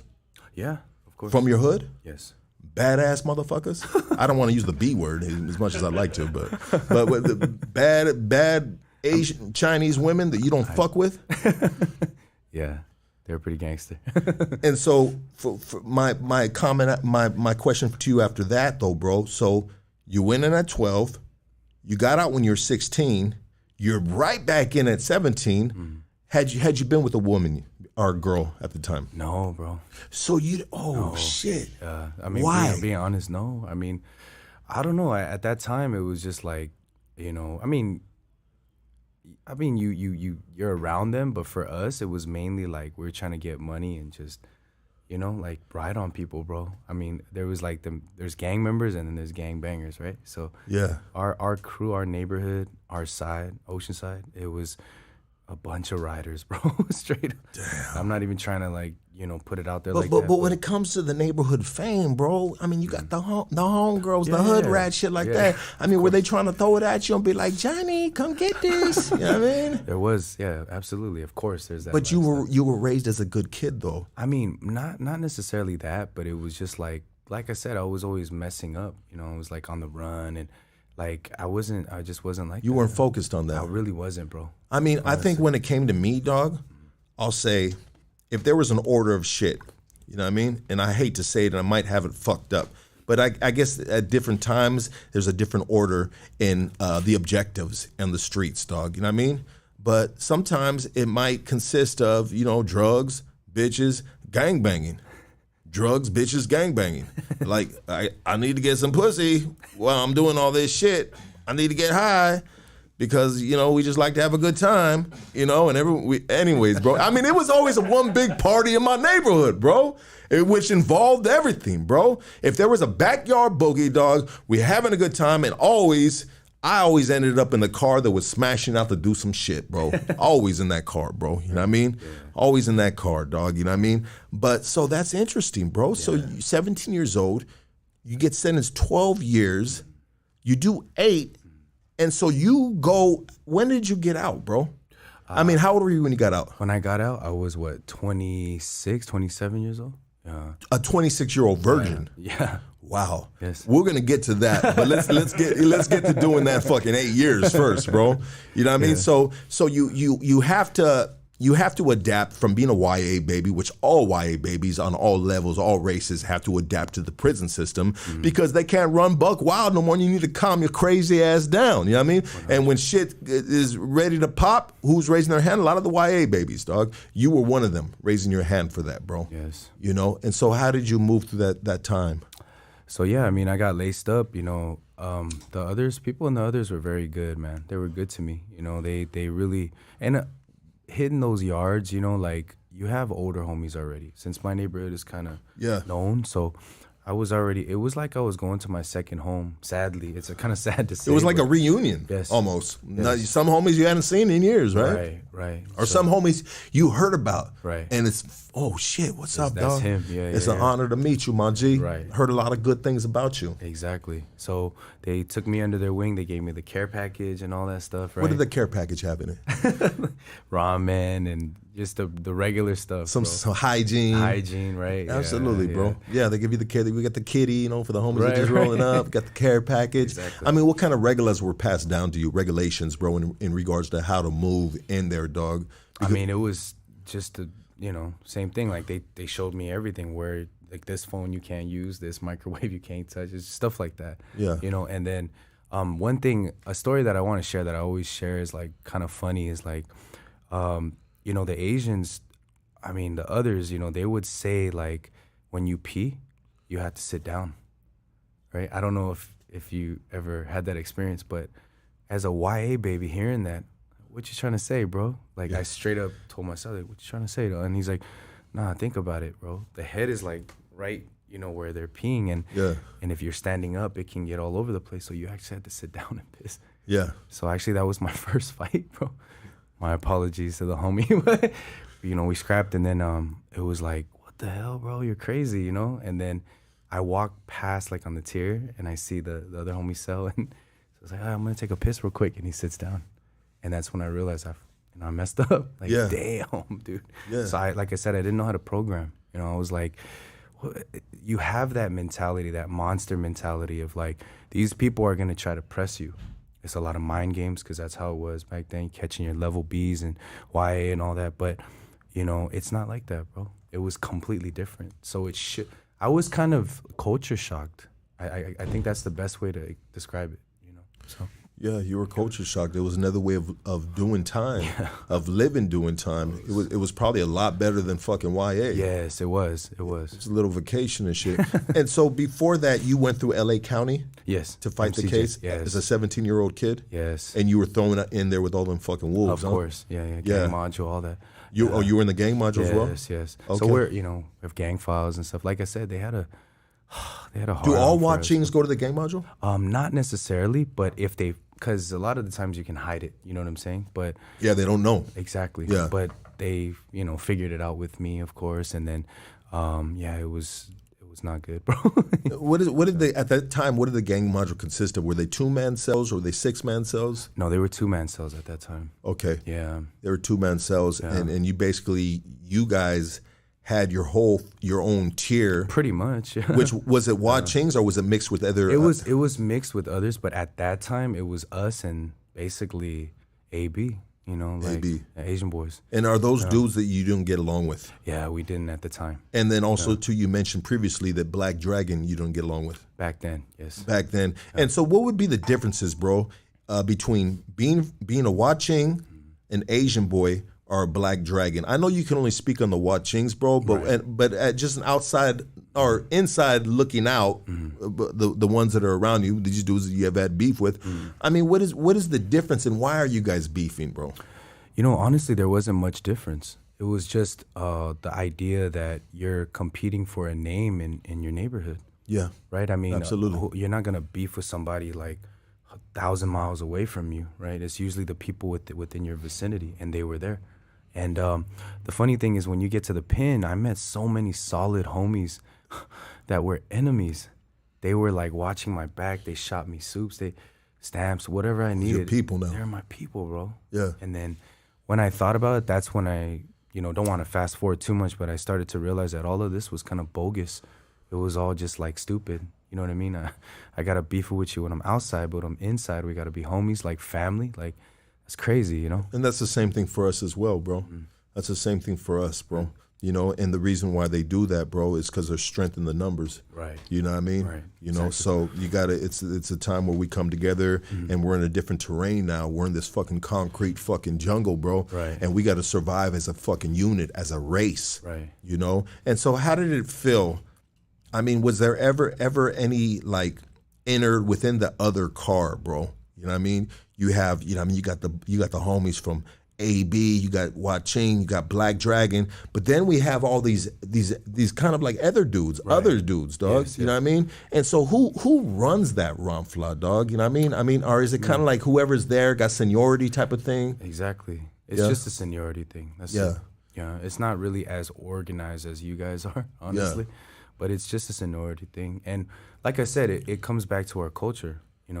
We just respect our elders, and we don't rob old people. We don't, you know what I'm saying? So we are people who try to give them the utmost respect. So even though they're OGs from hoods that we never heard of, we kind of just have them as a representative, and that's pretty much it. And so when it comes to the prison system, the others are basically, if potential war hits the yard, the others usually side with the brothers, with the blacks. Yeah. And I mean, how was that? Like, cause I always seen on the yards, bro, the Asian dudes were always just like, they were just like super cool with them dudes. Like, and you know, and I get it, bro. You know what I mean? You know, you guys are, you know, kind of on the same team almost in certain situations, right? Yeah. You know, and how was that? Was that a big culture shock to you as well? Of course. Growing up in Alhambra where there's no blacks. No blacks, bro. No blacks, yeah. Yeah, it was a culture shock. And like, yeah, when they laced me down about that stuff too, I was like, wow, that's crazy, you know? But yeah, them too, you know, they were pretty cool and you know, so we just, yeah, we usually roll with them, but some yards it wasn't like that too. I mean, some yards they rolled with the essays too. I mean, others rolled with the essays too. And, yeah, absolutely. Right? So I mean, it just depends on where you're at. So and how did you like? I mean, growing up as a watching, and you said previously, bro, that you guys didn't get along with nobody, bro. Right. I mean, you guys wanted all the smoke. Yeah. You guys weren't tripping, bro. You guys were a force to be reckoned with, dog, and I know that too, bro. You know what I mean? And I give you guys your respect and all the above, bro, on that, bro. As a unit, as a culture, bro. You know what I mean? Just being strong within each other, dog. You know, me as an outsider, I always recognize that, dog. Right. You know what I mean? I lost a little bit of my train of thought, dog. You know what I mean? Thank you, brother. You know, but what did you? No, I now remember. I'm sorry, bro. What did you think about the essays, dog? You know what I mean? You know, what did you think about these dudes, dog? These guys think they're fucking running everything, bro. They're talking about that's my table, that's my bar, whoop whoop. These are, you know what I mean? Whoop whoop whoop. You know what I mean? Like these dudes, you know, like did you ever create any relationship with homies in there? Of course. You know, actually, I respected you guys, bro. You know, when I was younger, I had a little bit of a hatred, right? To be honest, because I was getting punked and, you know, like people were jumping us. Like I got jumped at 10 years old. And it wasn't even for being from the Watchings. It was just being Asian. Exactly. It was just being slanted eye and having a fucking bowl cut. Right. Exactly. And it was like, bro, what the fuck? Yeah, 100%. So, but when I went in there, I saw how you guys ran stuff. I got to give it to y'all, man. Honestly, I was like, damn, you guys definitely had everything. You guys worked out 2 and 2, you know, you guys like, and then, you know, in the morning they'll do like the roll call, like, buenas, you know, whatever, like, yeah. And I was like, damn, that's what's up, bro. Like, very respectful people, actually, if you think about it. I think within the homies, it really sets a tone, dog. And I think it goes a lot further than what we even imagine sometimes, dog. Mm-hmm. It gets like, translated down to the other cars, dog, 100%. Where they're just like, damn, if these dudes are this fucking militant, this fucking organized, this together, hey, bro, we need to step our shit up, dog, because 100%. It's survival of the fittest, bro. Yes, 100%. You guys definitely set the trend. 100%. Anyone who doesn't know, you know, it's crazy, bro. It's a California thing. It's really probably through the feds too, as well, but it's an amazing. And when you look at it, you're like, man, these dudes be. You know, you guys clean house, bro, like legit, you know, and I'm like, wow. So it kind of taught us again how to move and how to carry ourselves, not to just talk all this, you know, like I'm all big and bad, but to move as a unit. And I learned a lot of that organization and stuff like that, actually, inside of there. Were you a leader in there? No, I mean a leader as in where, check it out, bro. Yeah. This might have came out wrong, bro, but I mean in regards to other people looking up to you, and potentially asking you for advice. Hey, Johnny, what's up, dog? Hey, dog, blah, blah, blah. Yeah. In that case, yeah, absolutely. Because you're already a YA baby, bro. Yeah. And now you're in the prison system. I mean, 8 years. Let's get back into those 8 years, bro. I mean, when did you settle down in there, bro? Like what year? How many years did it take you to settle down in there? 2 years. 2 years to settle down? To settle down and just kind of program. And then and the funny thing is after that, we got like, I think a few months after I settled down and found my footing, we got shipped out. You got shipped to Mississippi, Tallahatchie. How was that, bro? Because I garbage, bro. It was garbage, man. Yeah, because I heard about when they were sending all the you know, a lot of CDC to other states, bro. These are privately owned prisons. You got these basically security guards, Walmart security guards, right? You got Walmart security guards taking care of these, trying to fucking manage these dudes from California, which when it comes to prison, bro, these dudes are the cream of the crop. I don't give a fuck if you fucking Asian, black, Mexican, white. These dudes are professional motherfucking dudes. These dudes come, all the movies you watching about prison, these are what these dudes are coming from, you know what I mean? Sure. On a whole nother level, but I'm just saying, dog, like I heard they had like fucking video games. Mm-hmm. Yeah. I mean, it was really like, did you hate it? I hated it because I was away from the family, the homies and everything. Yeah. But I loved it in terms of living there, that the cells were bigger. I mean, still 270 and all that, but the man, they had like Xboxes and stuff. It was crazy. Oh, so you were on a level 4 270 out there? No, I was on level 3. Oh, level 3, and it was a 270. Yes, it was a 270. 270 design. Yes. Okay, yeah. Absolutely. Yes. And so I always got to ask this question, bro. When it come to making a spread, bro, you know what I mean? What would be your best recipe, bro? I mean, what did you like? What did you eat in there, bro? I mean, was your family taking care of you? Was your homies taking care of you? They were taking care of me. Your homies were taking care of you? And is that something that they do? Of course. Yeah, that's mandatory, bro. You know, you get put in there for your neighborhood, right? So, you know, they have to take care of you. My people took care of me, and it was a good thing, you know. But, yeah, they would send me those packages through Walking Horse. I don't know. Yeah, Keefy, Walking Horse. Right. Yeah. So, you know, and they were just, you know, sending me packages, and yeah, I would order all kinds of stuff, bro. Like, of course, the soups, you know, me being Asian, we just soups and then honey buns, of course, and, you know, so. The peanut butter on top. Peanut butter on top. Yo. Yeah, hell yeah, baby. Bro, it brings back memories. Anyway, but yeah, it's, you know, for me, like, I like that canned anchovy. Do you remember the tomato paste canned? Anchovy? It's something that I never bought, bro, but I always seen homies buy that, okay, bro. Okay. Bro, that was legit, bro. And you'd mix it in with the sopita, a dry noodle or a wet noodle? Dry noodle. Dry noodle. Dry noodle, yeah. Okay. And people normally do the wet noodle, but it kind of like, it enhances the flavor, because I don't know if you notice when the dry noodle is more flavorful. Absolutely. Right? So, because you could overdo the wet noodles. Yeah, 100%. Anyway. For those that know, you know. Yeah. I mean, this is a whole conversation for the ones that know. Sorry.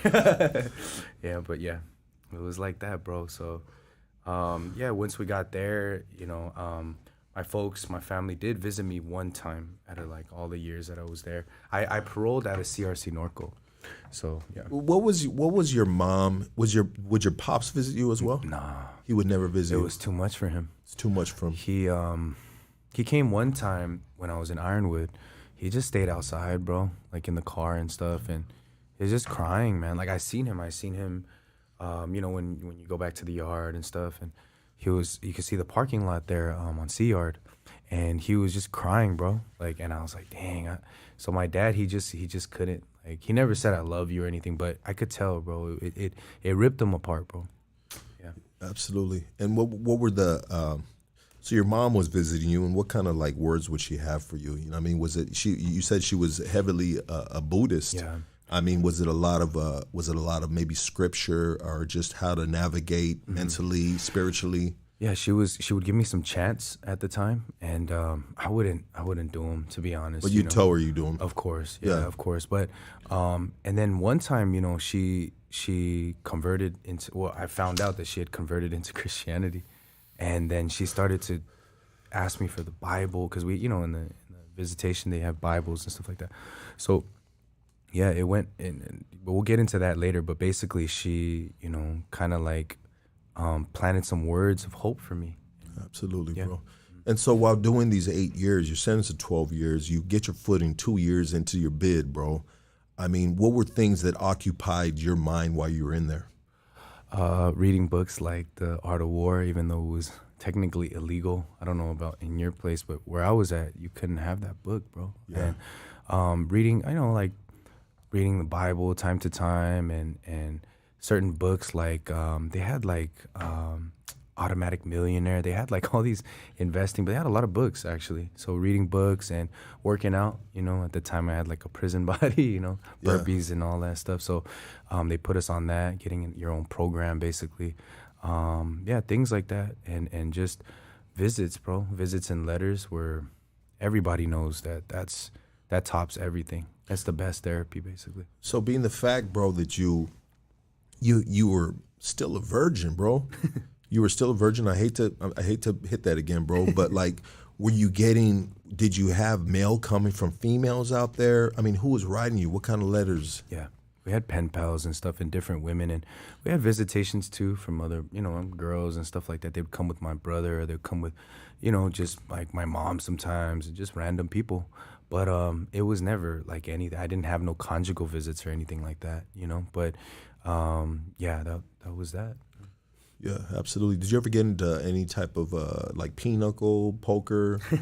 We played pinochle, but I wasn't really into that, honestly. Like, I don't know what it was, but my dad was he gambled a lot too. So I just had that natural kind of like, I don't know if you could call it hatred, but just that resentment towards things like that. Like, I didn't really drink much as a person too. You know what I'm saying? Because seeing him doing all that, it just pissed me off, and I didn't want to be like him. But of course, I drank. I'm not saying like I didn't, but I wasn't on that level of like just throwing back shots and like getting twisted and stuff like that. Yeah, like Pruno on the yard. Pruno, I never really messed with, honestly. No, yeah.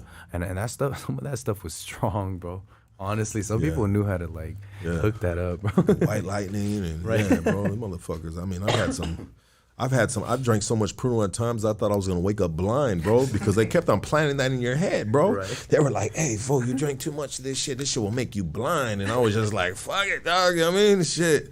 I may not be able to see you tomorrow, but I'm gonna be able to hear your punk ass. You know what I mean? I was fucking like, I mean, they tell us what's bad for you, but we're just like knuckleheads, right? You know what I mean? Exactly. Like, all right, well, you're shit. I'll figure that out when I get to that bridge, homie. You know what I mean?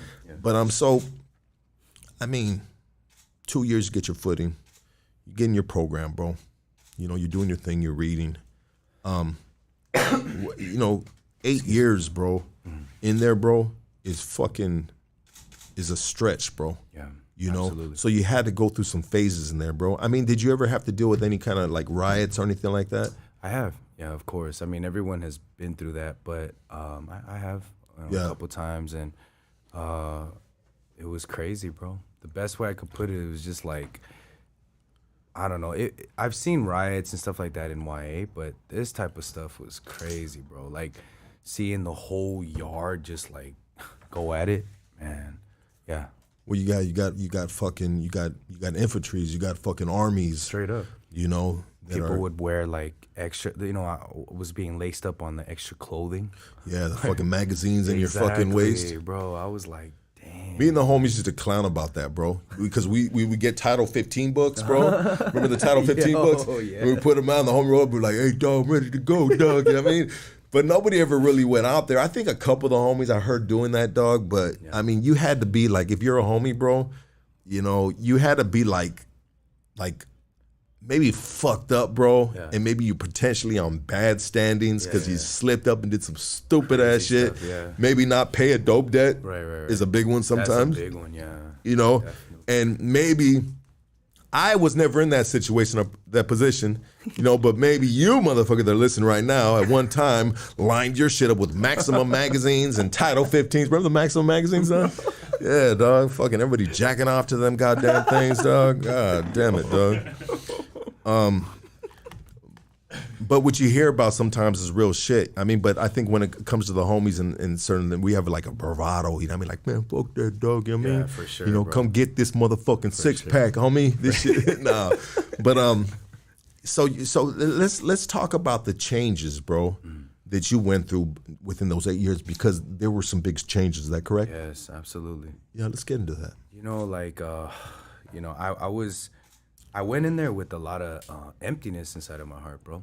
Like, as time progressed, I don't know how, it doesn't matter how gangster you are and everyone listening and stuff, everybody goes through that phase, bro, of like regretting and thinking about it. And you have that timeout moment, And so I had that hit me, and I was like, man, my family, because my parents were still in Section 8 at the time, right? So they were poor, and I'm at that age where I'm supposed to be helping them now, especially in a traditional Chinese culture. Yeah. My mom wasn't, my beautiful mom, man, but she wasn't trying to be like disrespectful or make me feel guilty, but she would try to hide it from me, the financial struggles.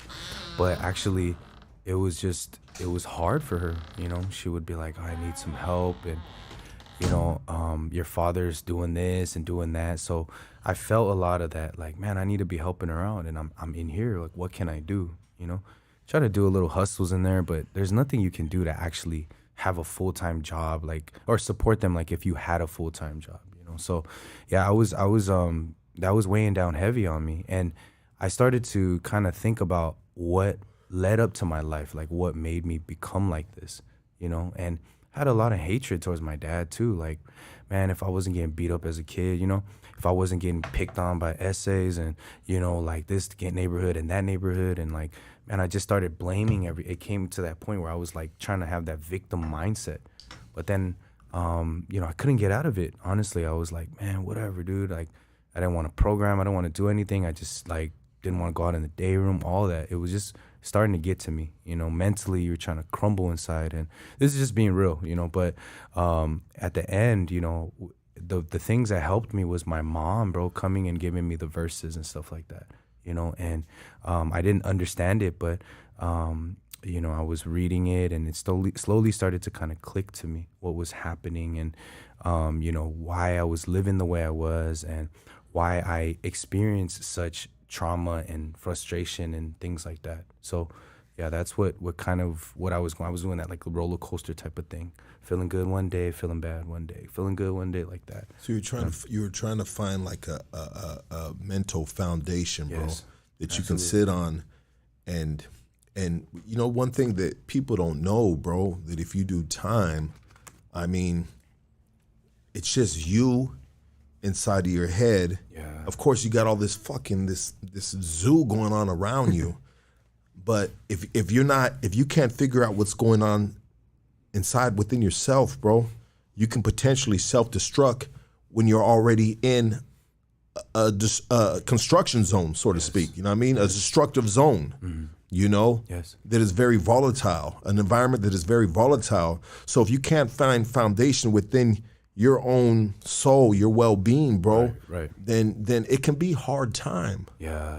And so it sounds like you were going through some hard times, bro. Yeah, absolutely, bro. I was reaching that position of like, not wanting to live and stuff like that. I don't know. I felt like I didn't want to live, but I also couldn't die. I don't know if you ever felt like that. But, 100%. Right? One minute it's like, man, I don't want to live because I don't have nothing to live for. Yeah, I have my family, but other than that, like, what's going on? Like, this is not the life that I want. And then another part of my heart is like, man, you know what? Like, if I die, though, I may go to hell, or I may, like, be just, like, I was fearful of that, too, honestly. And I couldn't live, I couldn't die, and I felt like at that time it was like the first time I felt true misery, bro. Like I was miserable. Like, damn, man, I don't know what to do, bro. And I just felt like this emptiness in my heart, bro. This pain that it was like somebody was stepping on my chest all day, 24/7, and I couldn't even be like, I couldn't even do that.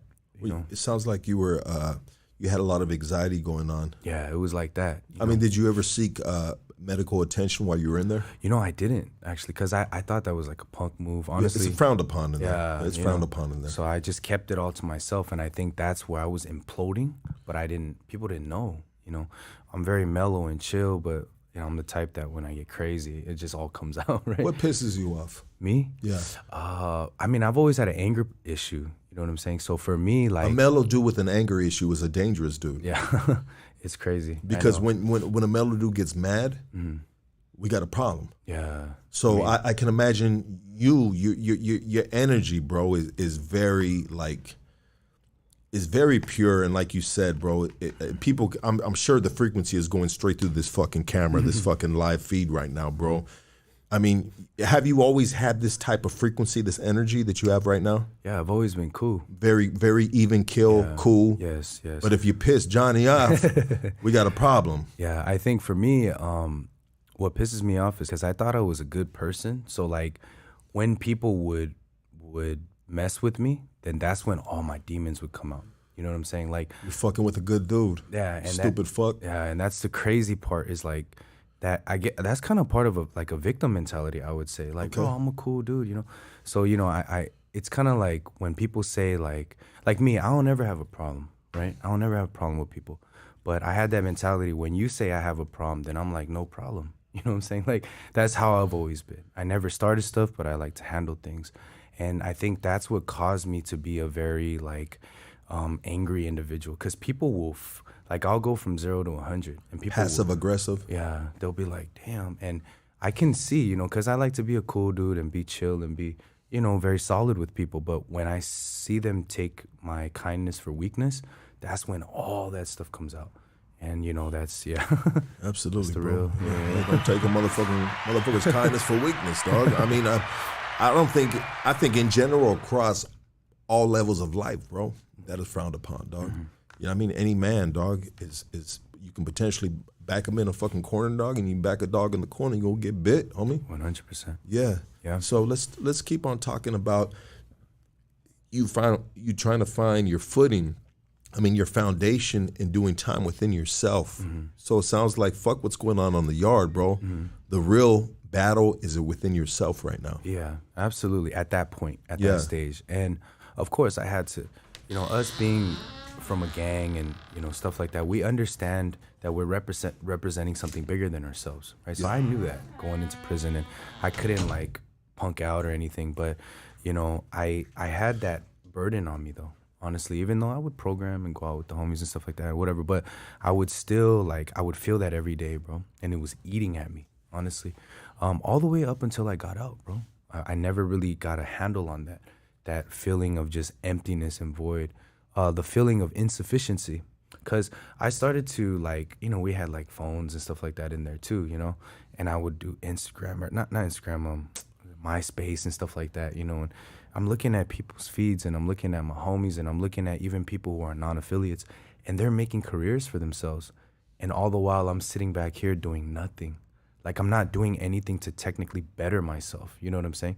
I felt like I was getting left behind too. So I was like, that played a big factor in me too, you know? So it was a lot of things. And when I got out was actually when I was able to heal and kind of like do what I'm doing now, as you guys can see, you know, the prison ministry and stuff like that, which we'll get into.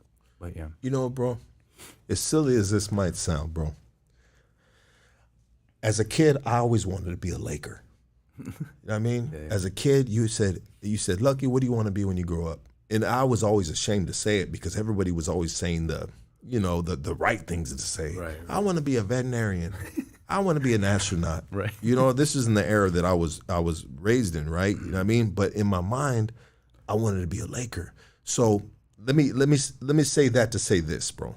So doing time, bro, throughout my years of watching, you know, like Kobe Bryant playing in the pen, bro. Yeah. I was like, man, I got to get the fuck out of here, dog. I could have been a Kobe Bryant. Right. You know, like I always, like, even in my darkest times, bro, I always felt that I was better, bro. I can do better. I am capable. I feel you. You know what I mean? Yeah. Of doing just not good, right, but great. But fucking great, bro. I always felt, bro. Yeah. And sometimes I think people in the past may have looked at me like I was what's the word, bro? You know what I mean? When you think you just not too good, but there's a word for it. Somebody help me out with it on the chat line real quick, dog. But I always felt like I was just better, and I cannot do good, but I can do, like you said, I can be great, bro. Yeah. You know, so I hear you on that, bro. I feel that, dog. And I don't know, and the crazy thing about it is I don't know if everybody feels like that, bro. And I don't think they do, bro. Yeah. Unfortunately, bro. Right. I think some dudes that are in there, bro, they're just like, you know what? This is who I am. Right. This is what I'm going to do. Right. And that's it. And even though us that we can potentially feel like, hey, you know what, I'm better than this, I can be great, you know, yeah, we still hold our shit in there. Mm-hmm. But at the end of the day, we in our rearview mirror, we're just like, oh shit. Are in the future, you know what I mean? We're like, we can be something and we can be better, dog. Right. And so along this journey, while you're doing your time, you I mean, you have a realization, bro, like, bro, what the fuck am I doing right here? I'm on MySpace. And there are dudes that I know, my peers, that are not here, and they are doing very well for themselves. Yes. So this started.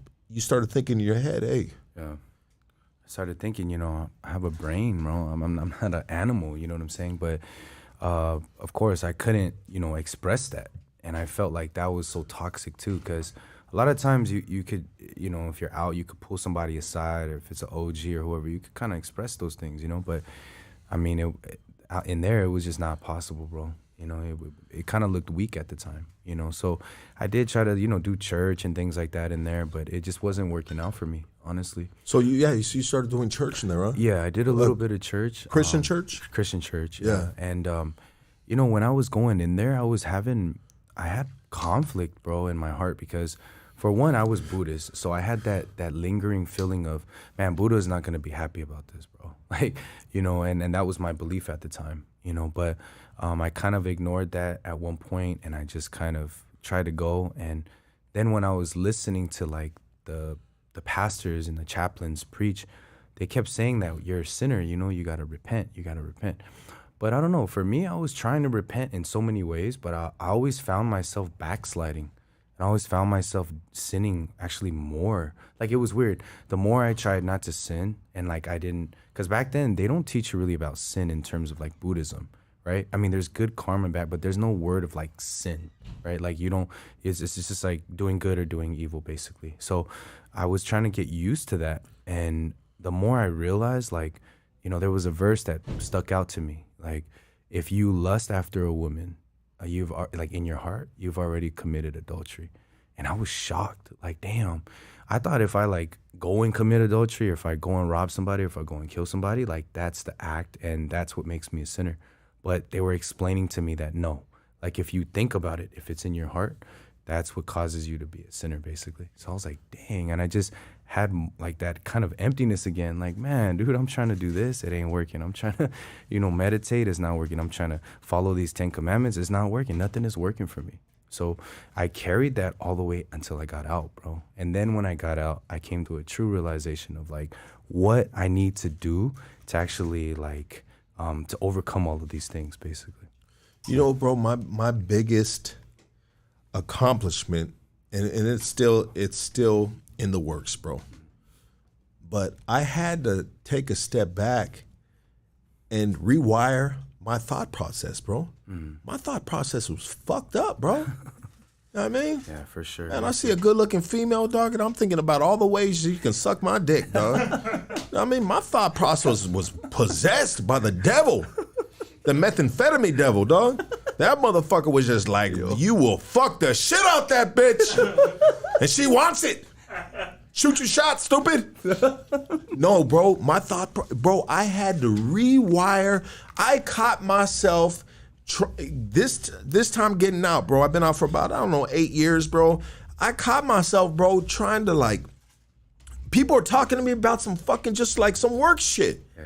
When what is Lucky thinking in his head? Some wild ass fucking motherfucking. I'm gonna this motherfucker better shut his ass. You know what I mean? Like, bro, like I had to rewire my thought process, which was very, very like deep, bro. The depth was crazy, bro. Yeah. I had to seek help, bro.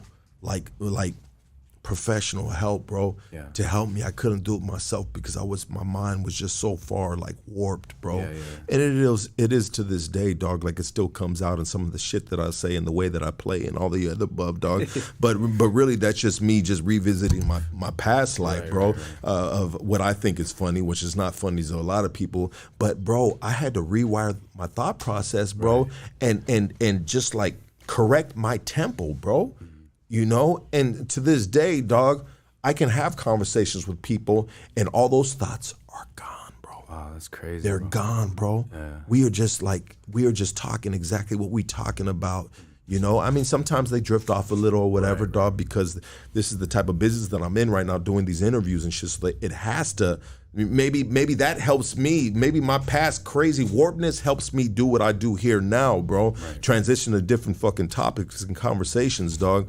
But I feel you on that, bro. Yeah. I mean, so you start having this, you know, these feelings, these thoughts of change, bro. And so you get to your end of your sentence, bro. I mean, you're a day from getting out, bro. What's going on in your mind, bro? Fear. 100% fear. Fear of like, I was already institutionalized. Well, how am I gonna get a job? Do I have to go back to the homies? Do I have to, you know, at this time, everybody's making money. You know, it's in that transition of now not early 2000s, but you know, getting up there now. You know, mid 2000s. Yeah. You know, so when I'm thinking about it, like, man, am I gonna be able to keep up? Like, I was just really, really, just best way to put it, I was scared. Absolutely. I was scared, man. And you know, when I got out, yeah, I applied for everything, bro. I mean, I did FedEx and all that stuff. It just wasn't working out for me, bro. And yeah, you know, I was able to, you know, have some friends help me out, you know, and it was something that was legit. But, you know, even that, bro, I was carrying that sadness inside of my heart still, bro. Like, because you didn't feel self-fulfilled. Right. Because you were still, I mean, all the time that you wasted, bro. Right. And a lot of people will never, and thank God that you never got to feel that shit. And some of you that are out here that haven't done no time, and you're getting to your later years of life, and you feel like that, bro. It's never too late, bro. But at the same time, bro, step your game up and do what the fuck you gotta do, dog. Right. You know what I mean? Like, you've had, I mean, everybody that's circumstantial with a lot of different people, situations and shit, dog. Right. But I felt that before, bro. Yeah. You know? And so here you are, you're feeling like, hey, I can be better. I'm taking these fucking, trying to apply for these shitty ass jobs. Right. I mean, where do we go from there? So I took like, you know, like anger management and counseling and things to, like you said, because one of my friends, he was a non-affiliate, but he was like, you know, you should look into that because the stuff that you went through was kind of crazy. So you got to kind of, you know what I mean? Like, you need someone to help navigate through all that BS. You know? Absolutely. So I did do that. But again, you know, yeah, it was okay, but it was, again, a temporary thing. Like, I didn't find like that long-lasting happiness that I felt like a lot of people in this world had obtained. And it wasn't just on a monetary or financial like standpoint. I think some people just found their way and then they were happy. Not everyone makes $1 million or however much money. And some people don't even make enough. But, you know, I was able to see that they were happier than I was. And the one thing I noticed was my mom, bro. Like, when I came out, she was still in, you know, Section 8. She was still all that stuff. And this now it's like the EBT is the food stamp card. I don't know, like, you know what I'm saying? The CalFresh or whatever. Yeah. But, you know, she was still on all those government programs. But she was happier, bro. Like, and I couldn't understand that. So I asked my mom, like, Mom, you know, what's going on? Like, how are you so happy? You know, I straight up just asked her. And then she's just like, you got to come to church. And I was like, Mom, I tried that. You know, I wasn't trying to hear that. You know, I was like, Mom, I can't pray for money. You know, I'm a grown man now. I got to get stuff done. And she's like, yeah, just come one time and then, you know, I'll express, like, you'll learn everything. You know, you'll kind of understand how I'm able to be happy. Although I have a husband who is like this and 2 kids who are like, my brother was always also locked up too, you know? Yeah. And like, I'm happy though. She was telling me, and I was like, it tripped me out. You know, I was like, how could you be happy? Like, you know, you came to America for the American dream and you have like 2 kids or the American nightmare. You know what I'm saying? It's like, like, how are you happy, bro? Like, yeah. But, you know, she expressed that and I kind of put that off, you know, for a little bit, but, you know, I backslid and I fell into kicking it with the homies again. And I had one of my homies, like, you know, we were planning to rob somebody actually, you know, and, you know, he was like a drug dealer and all that. So we planned that I was going to go to the right of the car. He was going to go to the left of the car.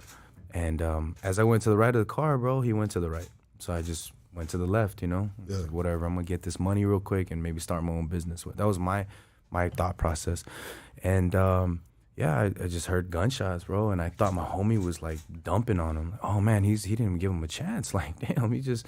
You know, like it was on it. Yeah, that's what I thought. But actually, it was the other way around. They were shooting at my homie, and later the car speeds off, and then I look, and he's dying there, bro. It's crazy. I don't know if anyone's ever experienced that. People dying in front of you, like, it's something you'll never forget, man. And it's just like the sounds, everything, you know. But that happened, and for the first time in my life, I was thinking about it. Like, man, I was supposed to be that dude. Like, if I went to the right, and he didn't step in front of me like that, what makes to say that, you know, I wasn't going to end up like that. Right? So he ended up on the driver's side of the car. Right. He ended up on the passenger side. On the passenger side. I was supposed to go to the passenger side. He was supposed to go to the driver's side. I went to the driver's side. He went to the passenger side. So there was somebody who was ready. They were waiting for us, basically. And and you know, I was, from then on, my mom, you know, she had heard everything, all that stuff, and she was like, you know, it would be really sad. She said one thing, you know, it would be really sad if you lived your whole life, right, and you just went, like, you lived your whole life in this sadness, frustration, anger, depression, and then you just burn in hell after that. Like, and I was just, that one word just kind of woke me up a little bit, like, damn, that's true, you know? And she was like, so I think you should come to church with me. And at that time I did, you know, I went with her, and yeah, the pastor laced me up on some stuff. But that was the pivotal point in my life that kind of made me change, was that death, actually. My condolences, bro. But at the same time, Thank you.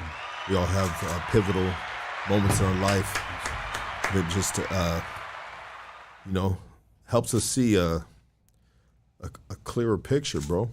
You know, a clearer picture on to where we need to be at, bro. Right. You know, and that could, like you said, bro, that could have easily been you, bro. So, Yeah. so the homie that got shot, he passed on. Yeah. Wow. Yeah. He did. And at the end of the day, you think about it, bro. You think about it. Well, how much money were we gonna get?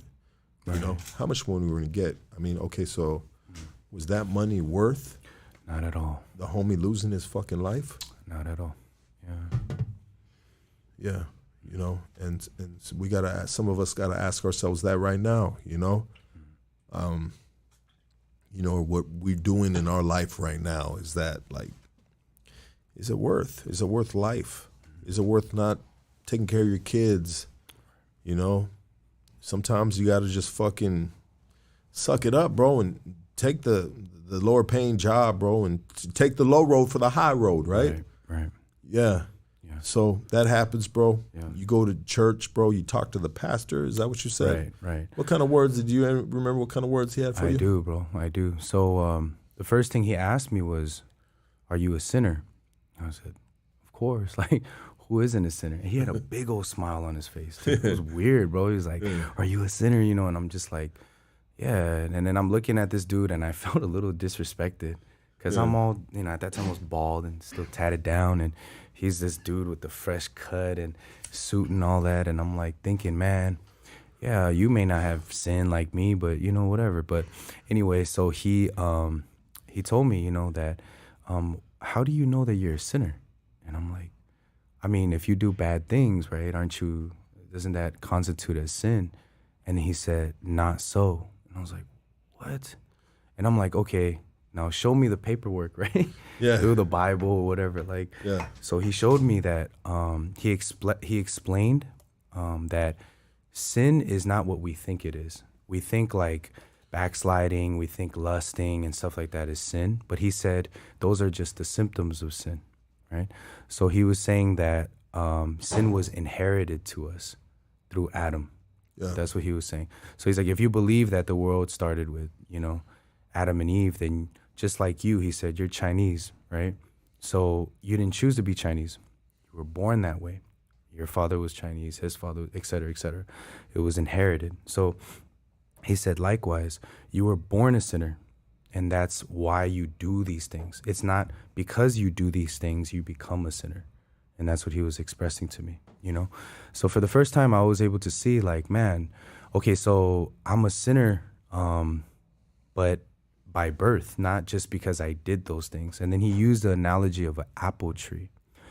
You know, he's like, if you plant the seeds in the ground, and if you water the apple tree, and then after a couple of years, it's going to only produce what kind of fruits? I said, apples.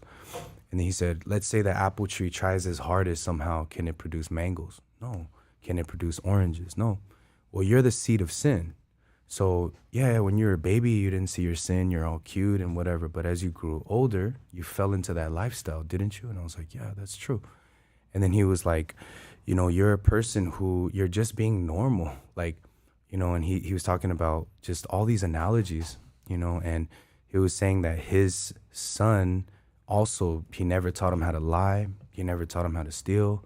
His kid at the time was like 4 or 5 years old. He's like, he's a professional liar. He's a professional stealer.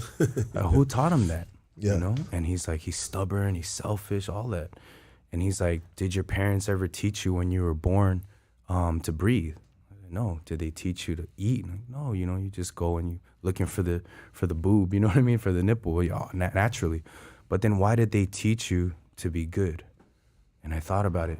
Oh, you know, he's like, because you don't have any good inside of you. Like, your good is your own standard of good. He's like, Hitler probably thinks he's a good person too. You know, so these rapists and child molesters, I'm sorry to say, probably think they have a little bit of good in them too. Yeah, to our standards. Justifying their evil. Exactly. Yeah. He said, but if you measure your standard in front of God, everybody falls short. And that was the first time. Let's go, baby. Woo! Damn. Yeah.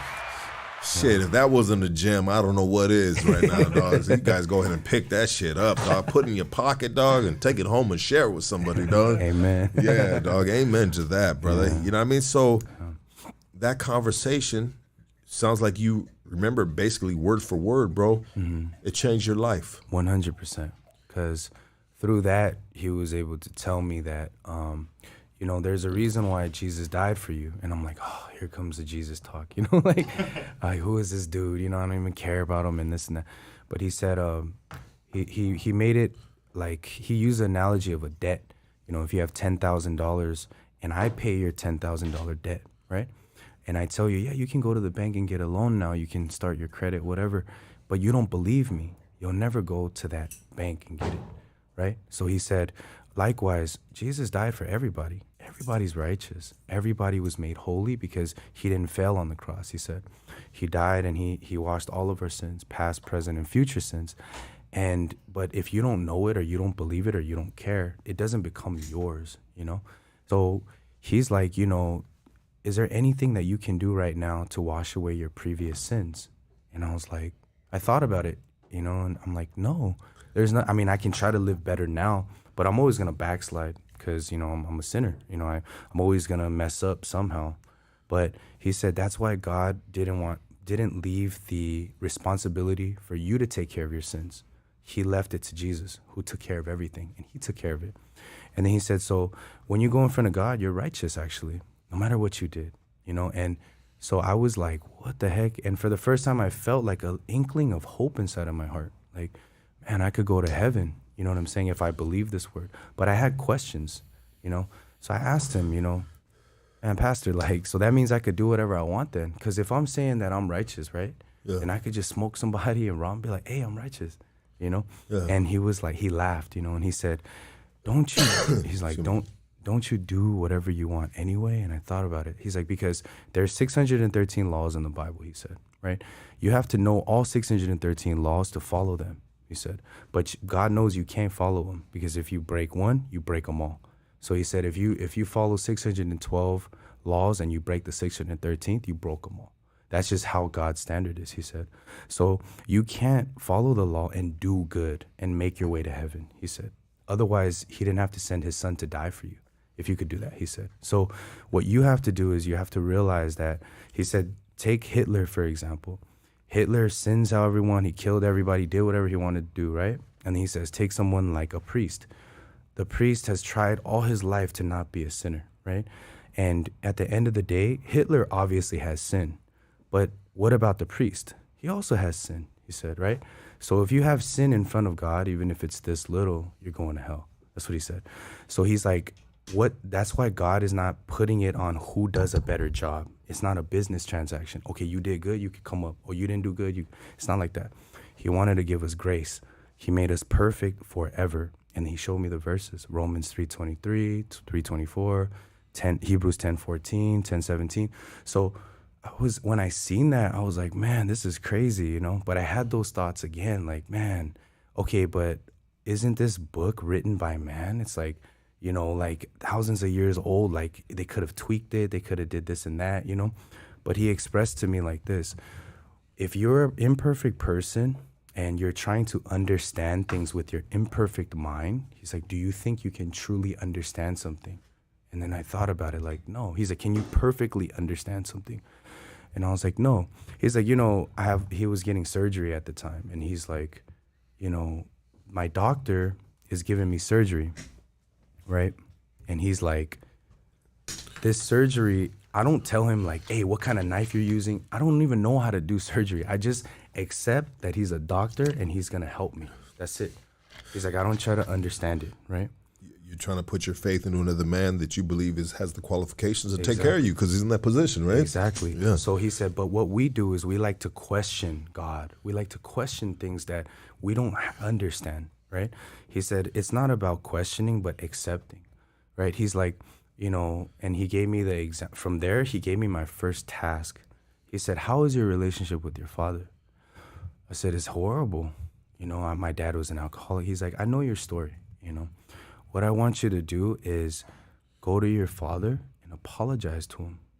And when I heard that, bro, on the real, I was like, man, fuck that, bro. Like, straight up, I was like, excuse my language, but I was like, man, hell no. Nah. He's got to apologize to me. He beat me, he put my mom in ICU, messed up my brother, he did all that, right? But I thought about it, and I expressed that to him. And the pastor was like, you just have to accept what I'm saying, because let me explain to you one thing. Why do arguments continue to happen? Why do people end up fighting and stuff? It's because there's two people who think that they're right. But when one person admits their fault and they're wrong, the argument ends. And he's like, that's the reason why people are fighting. No, I'm right, you're wrong. The other person's like, no, I'm right, you're wrong, right? So he said, go and do it. So I mustered up my courage. I put my heart down like, man, this fool don't know nothing. He's some Asian dude who's telling me this, man, I don't want to listen. But I just put that down and I was like, look, I'll give it a try. So I went over to my, you know, got my phone and called my dad and said, let's go eat, Pops. And he was shocked too. Like, what do you mean? You know, like, are you okay? You on drugs or something, you know? Yeah. And we go to this restaurant and, you know, he's just sitting there all like tense and it's awkward. I don't talk to my father like that, you know? But I just broke it down. I said, you know, Pops, I'm sorry that I was a bad son. I'm sorry that I went to Y. I'm sorry I couldn't help you and Mom. I was in prison. I apologize for all of these things, sincerely. And he just started crying, bro. He started crying and he said, no, son, I'm a bad father. I messed up. I'm so sorry for everything that I did, and I truly do love you. And at that point, we hugged, we cried, bro. And that one word, it broke everything. It broke all of that stuff, bro. Honestly. Bro. And now me and my father have a great relationship. And I learned something. It's not about understanding. It's not about filtering, I'm right. But understanding that my filter is broken, and I need to accept the guidance of somebody who reads the Bible, who understands God. Because he told me, you guys in prison don't like flip-flops. You guys are all about your word, right? Because he's worked in prisons too. And I said, yes. But the funny thing is, he said, if a person in prison keeps lying to you, you know he's no good. You know, you'll take care of him, whatever. But the funny thing is, your heart, it changes every day. One minute you love this girl, next minute you don't love her. One minute you make a determination to do something well, next minute you just throw that away. But you trust your heart 24/7, he said. It doesn't make sense. So he started to put it in perspective that you trusting yourself, this heart that changes like the ocean, like the waves, he said, high tide, low tide, whatever. That's why you're becoming empty. And I'm like, how did he know I was empty? How did he know all of it? He knew me. Do you understand? And he showed me the verses to back it up. He's like, I don't know you, but the Bible, the Word of God, knows who you are. It was written for you. So when I saw that, I was able to see inside of my heart, man, this is a mirror image to me. You know, Romans 7 says, like, for what I hate, that I do. For the things that I don't want to do, I don't do. So it's basically saying, like, I want to do something well, but I don't know how to do those things, and I don't do those things. And the things that I hate, I keep doing. And that was me. I didn't want, nobody, I don't care how much of a gangster you are, nobody wants to see their mom or their auntie or their, you know, uncles and family, like, come to prison and cry their eyes out. Like, you can't tell me that that doesn't affect you. You have a heart as a human being. And through that, you know, I didn't want to see my mom crying every single time, driving 2 hours to Ironwood, bro, like just, you know, waiting in line and, you know, op SEALs being mean to them sometimes and all that because of me, you know, and she would just cry and be so exhausted, bro. Like, she's already an old lady at the time and she's driving 2 hours. And I didn't want that to keep hurting her, but I kept hurting her like that.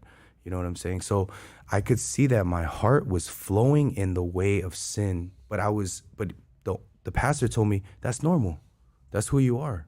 You're a person who's like just gonna produce that. So it's all good. Whereas other people were telling me, you need to change. Stop backsliding. Stop being a sinner. And then he told me, when people tell you stop sinning, it's really funny. It's like saying stop being hungry. It's part of you. How can you ever stop that? That's what he said. So I was able to see, man, like, God, you made me righteous already. You made me holy and perfect. Because that's what God was saying, right? Not because I did well, not because I pray well or tithe well or change my life, but he already made me perfect. But Satan, through the thoughts that you're talking about, continuously deceived me. Man, you ain't nothing, bro. You're just a watching gang member, and you should live this way. And you're going to die anyway, so fuck it. Live your life to the fullest. Do whatever you want to do. And don't worry about nothing else. And that's what I was feeling. So I was able to see, like, man, I'm righteous, I'm holy, right? Not because I did well, but because of God. And that word gave me hope. It's been like 12 years. It's been so many years that I have not even did drugs. I haven't been back to the pen. I haven't relapsed. I haven't done any of those things, right? And now I'm married. I have a family. I have a kid. When I look at myself, like, how can I live this life? But nothing, like I said, anger management, counseling, none of those things rehabilitated me. Nothing could get rid of that emptiness that I'm going to go to hell and this is just my life, this up and down life that it's like so depressing. But the one thing that changed me was that word, which said, you're righteous. Hebrews 10:14 says, for by one offering we are perfected forever, them that are sanctified. So he said one offering, which is Jesus Christ, perfected, which is in past tense, meaning already made perfect. And then it says forever, which means eternally, right? So if we're perfect forever in front of God because Jesus didn't fail, then how can I say I'm a sinner? That's like slapping him in the face. Yeah, I backslide all the time. But don't you think God knows that? He knows how we're going to be. He knows how we are as human beings. And he loves us. That's why he's given us these, he wants us to come to that conclusion that we can't do it ourselves. And that's what like, no matter what I did, I couldn't get myself out of that slump. So what got me out of it was that word, bro.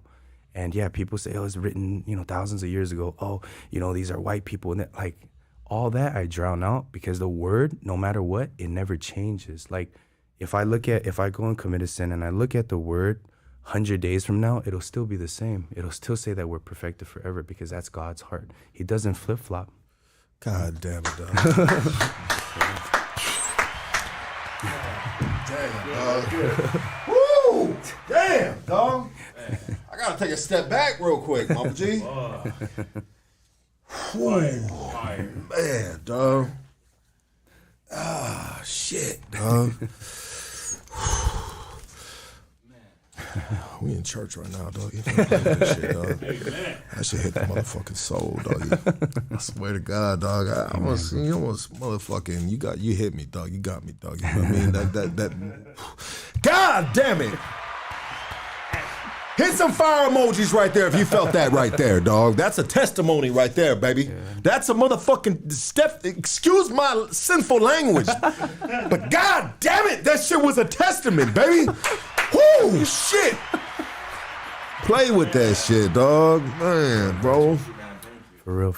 Well said, brother. Who is this man, bro? Who is this man, dog? We need him right here. Who put the let the flames go, baby. Yeah. Let the flames go if that wasn't a testimony right here with the homie Johnny right here, baby. God damn it. My homie got a fire truck on that bitch right there. I see it. I see that fire truck, dog. God damn it, dog. You know what, bro? Whew. I ain't been in church in a minute, dog.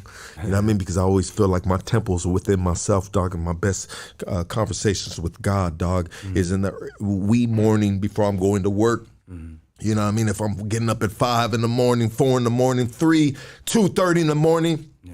You know what I mean? Like my best conversation with God is in my car, bro. Before I turn the music on, don't play with it, Lucky. Don't disrespect God like that. And this is Lucky talking to himself early in the morning.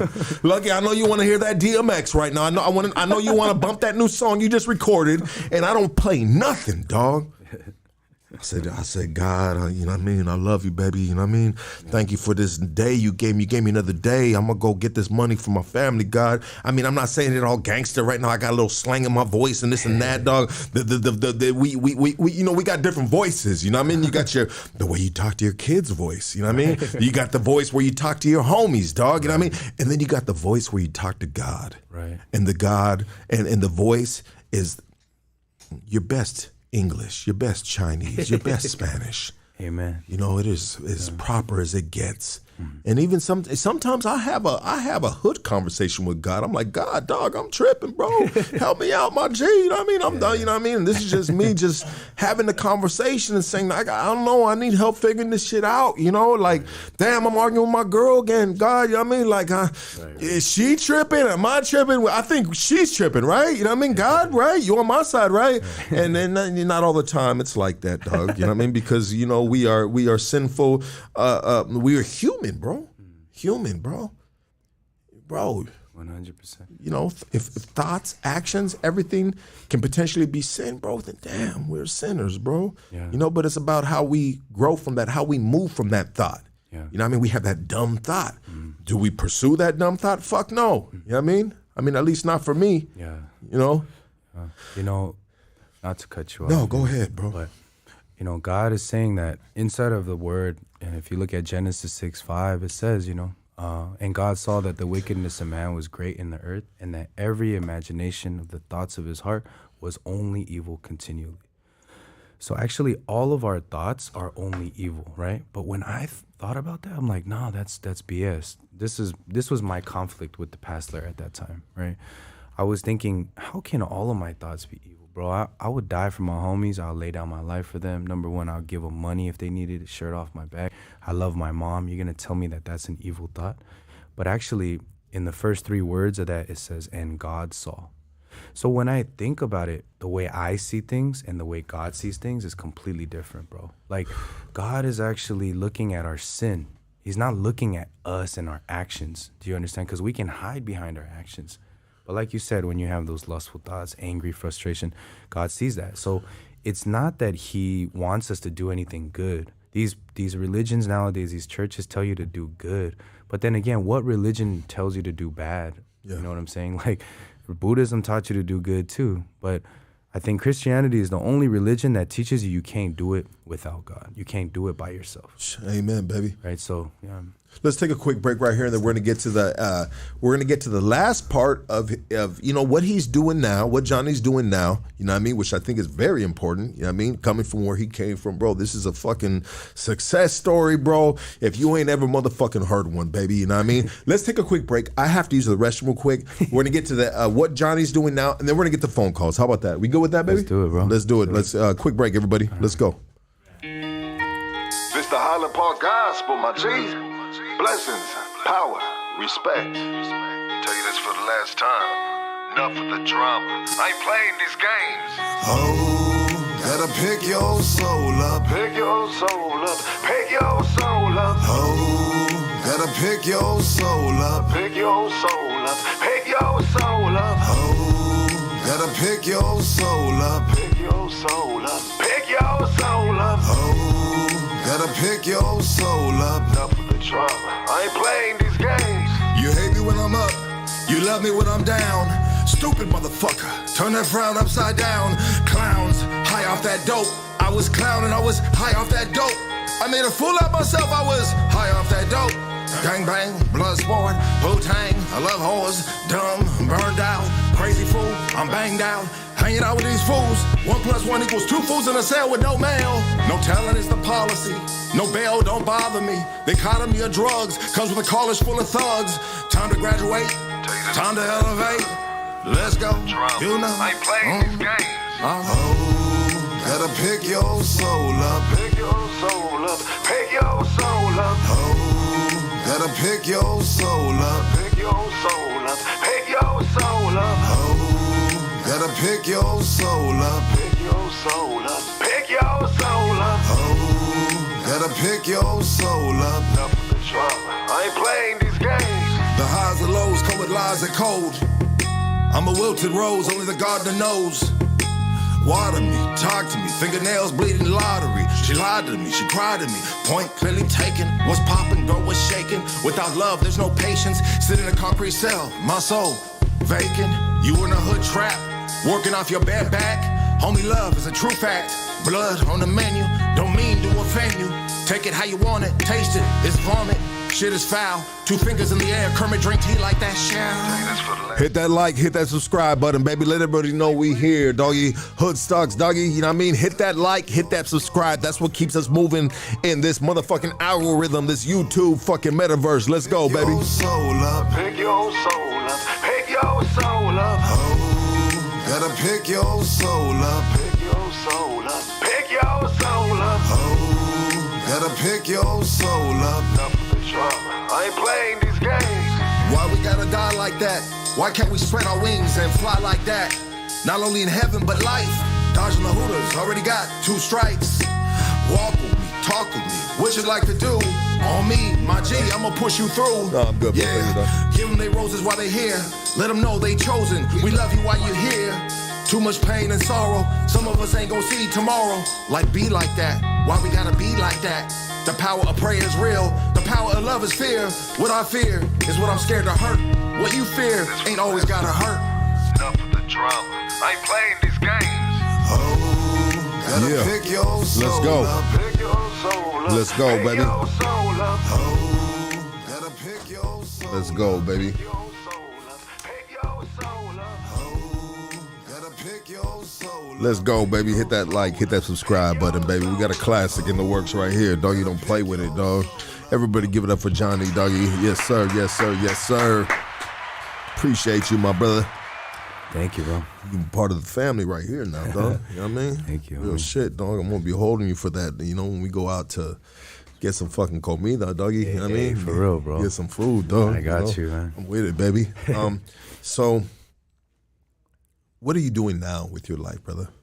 So actually, I'm a minister now. I go, to prisons. We're in about 126 prisons all across the U.S.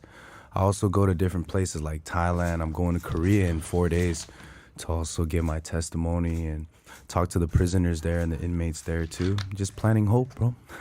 Wow, that's amazing, Yeah, bro. Are you that's part of the ARC program? No, I'm not. Okay. We're part of the Christian Leaders Fellowship, CLF, and the International Youth Fellowship, IYF. Okay, and they have access to getting in these prisons and in these different outlets. Yes, sir. I mean, bro, like, how is it when you go into these prison systems and you see young homies like yourself from your neighborhood, bro? I mean, of course, it's all love. When they look at me, they're just like, damn, man, I heard about you and stuff like that. So, yeah, it's all love, and they love it, bro. They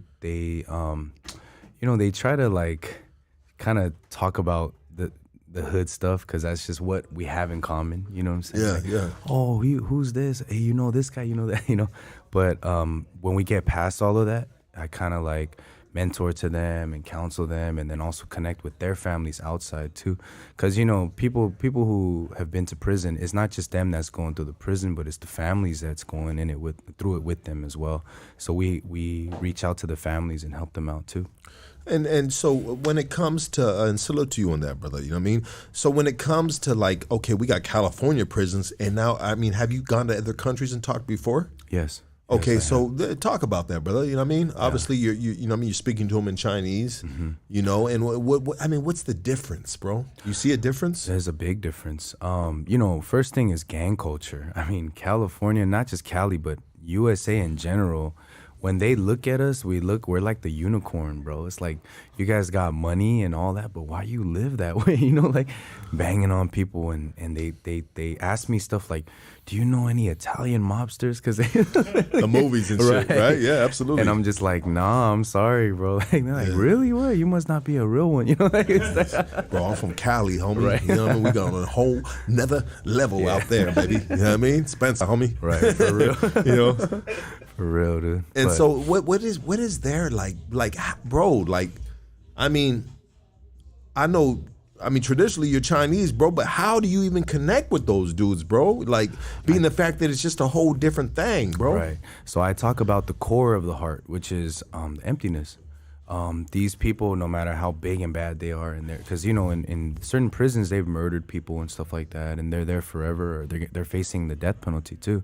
I talk about that emptiness, and I don't go directly at them. I just give my testimony, talk about how it's sad and empty, and they're like, man, how do you know? Like, how do you know what I'm going through? Like, we speak different languages, we grew up differently, yes, but depression is depression, bro. Sadness is sadness. Emptiness is emptiness, and sin is sin. So that's what I move past all the BS, and I just go to the core, bro. Straight to the heart.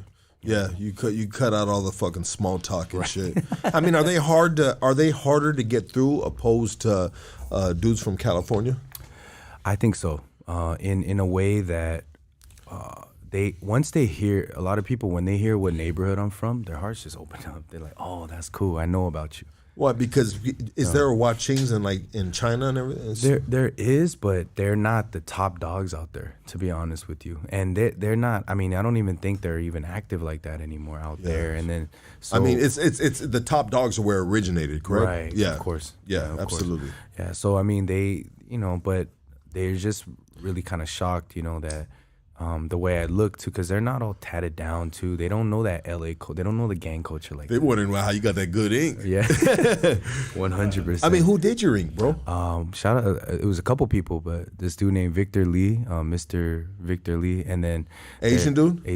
Okay. Yeah, and then the guy who did some of my stuff was Charles Ong. He's from part of the chess club in Upland. You guys check him out. Yeah. Okay. That's the homie. We played chess right here. You see that chessboard over there, baby? I saw that, bro. Yeah. I saw that. He would whip my motherfucking ass though, dog. I mean, he'd be like, fool. Pull out the Uno cards. You might be able to win on that shit. Yeah, real shit, dog. I'd love to have a dude like that on the podcast, dog. If you ever want to shoot him my direction, dog. Yeah, for sure. Love to pick his brain. I'm all about fucking just, you know what I mean? The gem conversations like this here, dog, where you can just kind of like just pick up some game, dog, and just soak up just a different perspective on life on a dude that's been down the same road that you've been down, you know what I mean? Right. You know, it's amazing. It's a beautiful thing. Conversations are important, bro. 100%. They're very important, dog, and that's the beautiful thing about this time that we live in, bro, where, you know what I mean, like, we can be going through things, bro, and there's times, bro, that, like, growing up, bro, I didn't have nobody to talk to, bro. Yeah. But in this time and era, bro, like, bro, we can put up a podcast, bro. Right. And this podcast right here that you're doing right now, Johnny's having his, shooting his shit, dog, sharing his testimony, bro. I mean, bro, you are probably speaking to a lot of brown brothers right now. As an Asian man, you're speaking to a lot of brown brothers right now. Damn. And all other races that watch us, whites, everybody else, you know what I mean? Damn. You're speaking straight to them without even knowing it, bro. And they maybe didn't have somebody to talk to, bro. Right. But this podcast by itself, bro, this episode, dog, you know what I mean? Like, conversation is power, bro. Especially when you're putting out the right information. Definitely, bro. Positivity, love, 100%. Respect, you know what I mean? Gotta hit that clap button. Let's go, baby. Let's go. Yeah. Thank you, Lucky. Appreciate that. Absolutely. You want to do some phone calls? Yeah, let's do it. Let's do some phone calls, guys. Here you go. You guys got your shot. Let's do some phone calls. Let me put this number in, baby.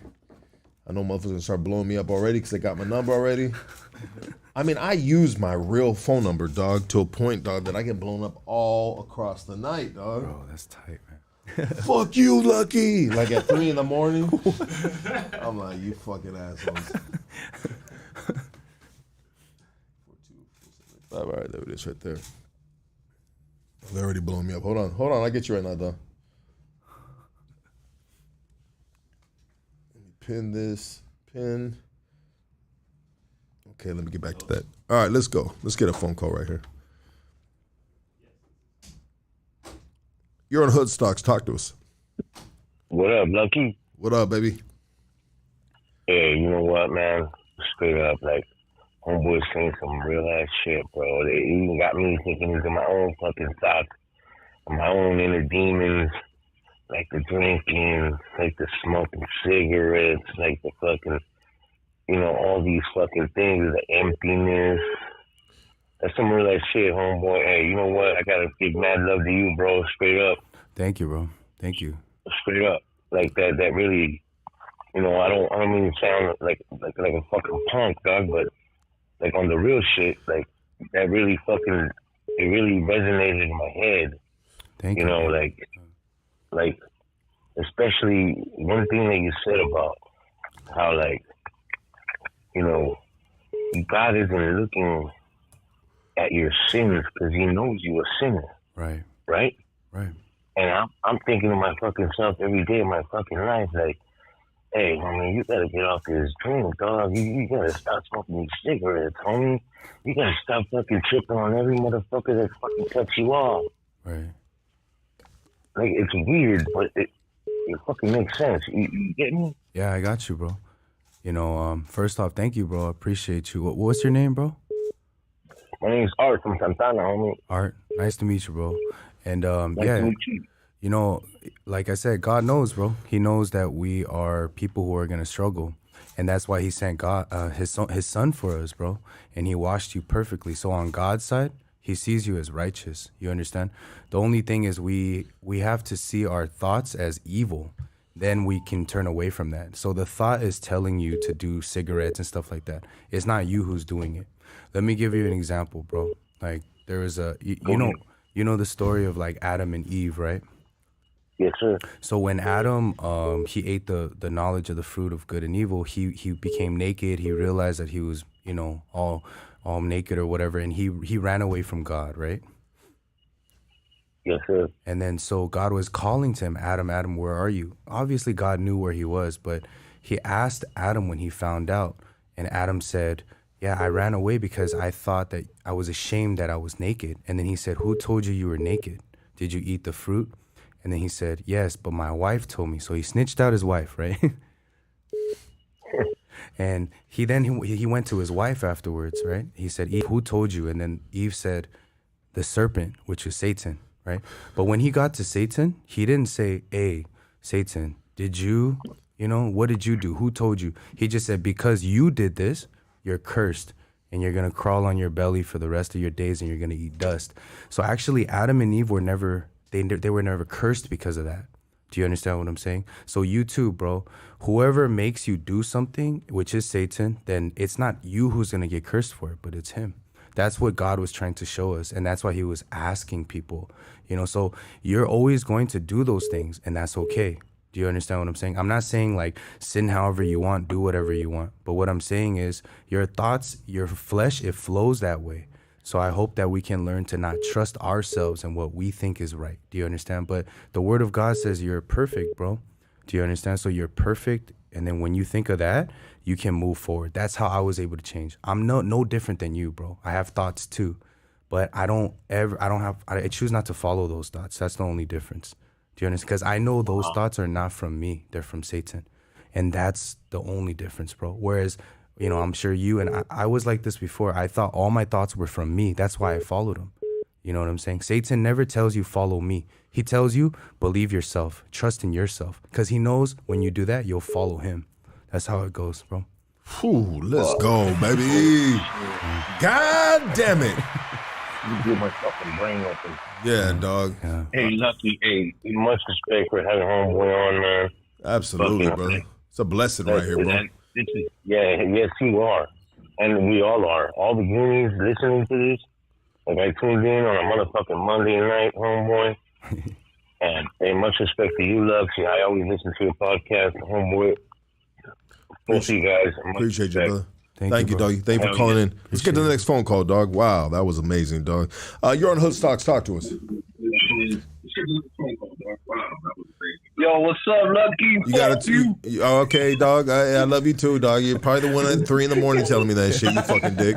Turn the volume down in the background first. Okay. Oh, that's why they call. Some motherfuckers, they be like that. They be like, fuck you, Lucky. I'm gone. You're on Hood Stocks. Talk to us. Hold on. Here we go. You're on Hood Stocks. Talk to us. Hello? Yes. This is Eddie. What's up, Eddie? You must be a punk-ass, bitch-ass motherfucker that got punked out and shit in their penitentiary, motherfucker. I love you, Eddie. Thank you for this call, bro. You're that punk ass motherfucker that ate dick in the penitentiary. You're on Hoodstocks. Talk to us. Yo, What up, Dougie? hey, what's up, Lucky? Hey, so check this out. I've called in before, man. All right, so at first, I don't know if I like that laugh, homie. hey, Go ahead. I don't know if I like where you going, dude. I've called in before, man. Turn the volume down in the background, sir. All right, let me know that shit. So I asked if okay, so for the Chinese community, the dragon represents, when he came down, he split the Asian people with their with the knife, with the sword, so they could see the light, right? So then I also thought about our culture, and it was kind of similar, and I was like, oh, that's crazy because we got a dragon too, you know. And when he started getting into that feel, I was like, man, but he's telling it from an Asian perspective, which is crazy because I meditate, and you know, I love that Asian way of being. Like, you know, you explain something in a way that might not otherwise have been told, right? Yeah. So he just did that. He did that. 100%. Because it rings true, bro.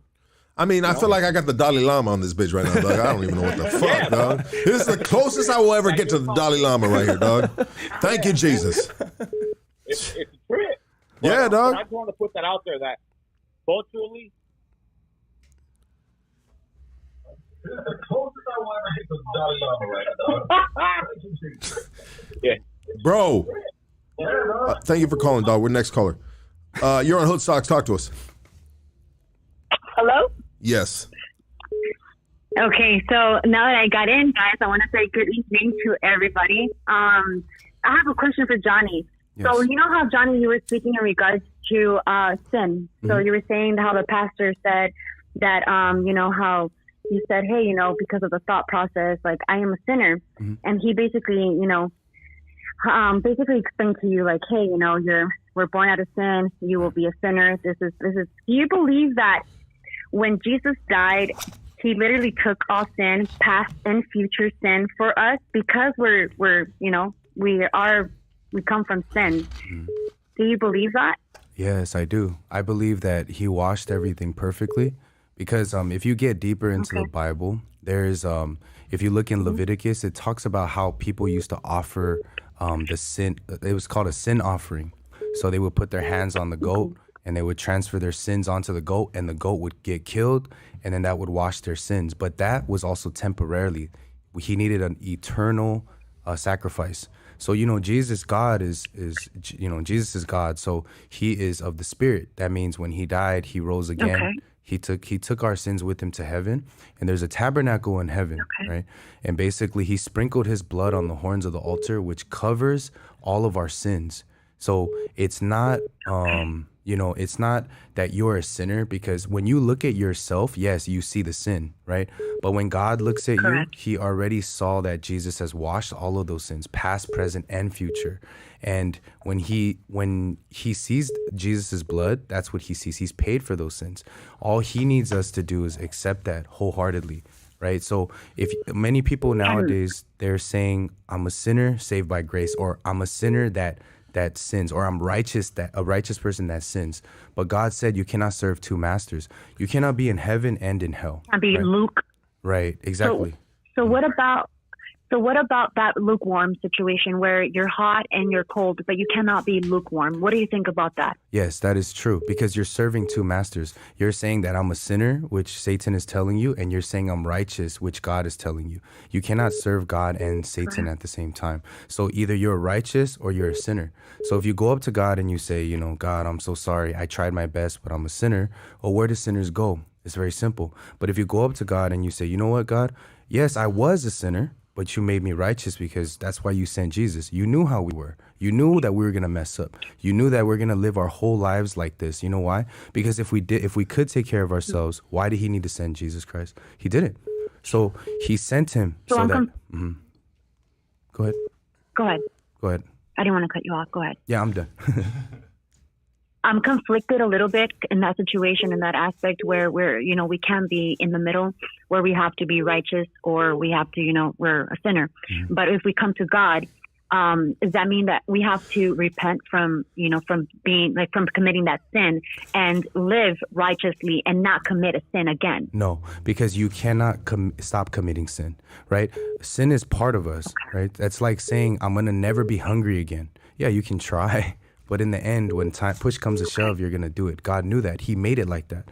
So what God is telling you is that you're righteous, which is what the word of God says. When you have a chance, read Romans 3:23 and 24. It says, for all have sinned and fall short of the glory of God.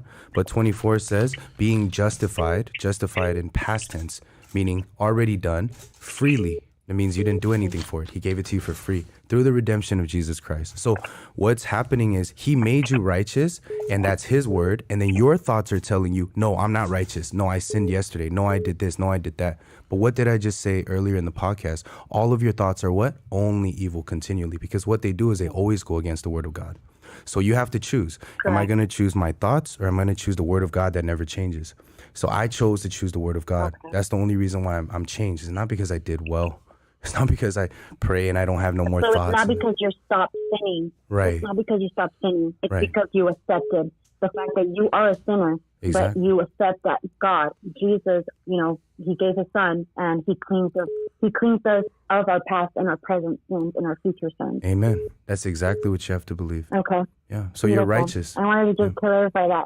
Thank you. Thank you. I really appreciate that. Well, thank you guys. And Johnny, God bless you. And I hope that you keep, kind of inspiring others to kind of dig deeper into that spiritual warfare, because I feel like that's the actual war. We're fighting that spiritual warfare at this point. It's a conscious awakening that we must kind of dive into. And thank you. I appreciate that. Amen. And lucky as always, Hit Dog crew as well. Thank you so much. God bless you guys. God bless you as well.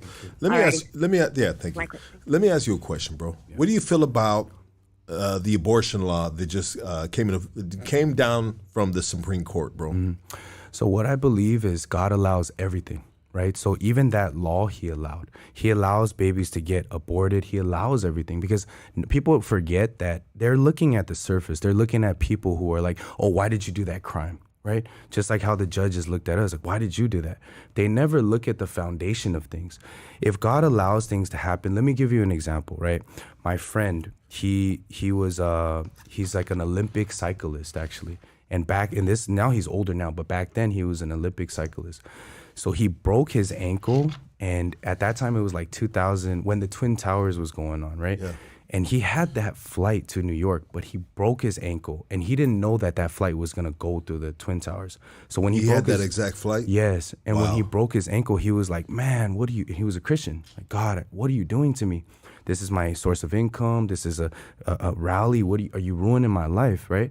But then he found out, like, oh shit, like this flight, you saved me. So people don't understand. They think like they don't look at the foundation of things. They always look at the situational things.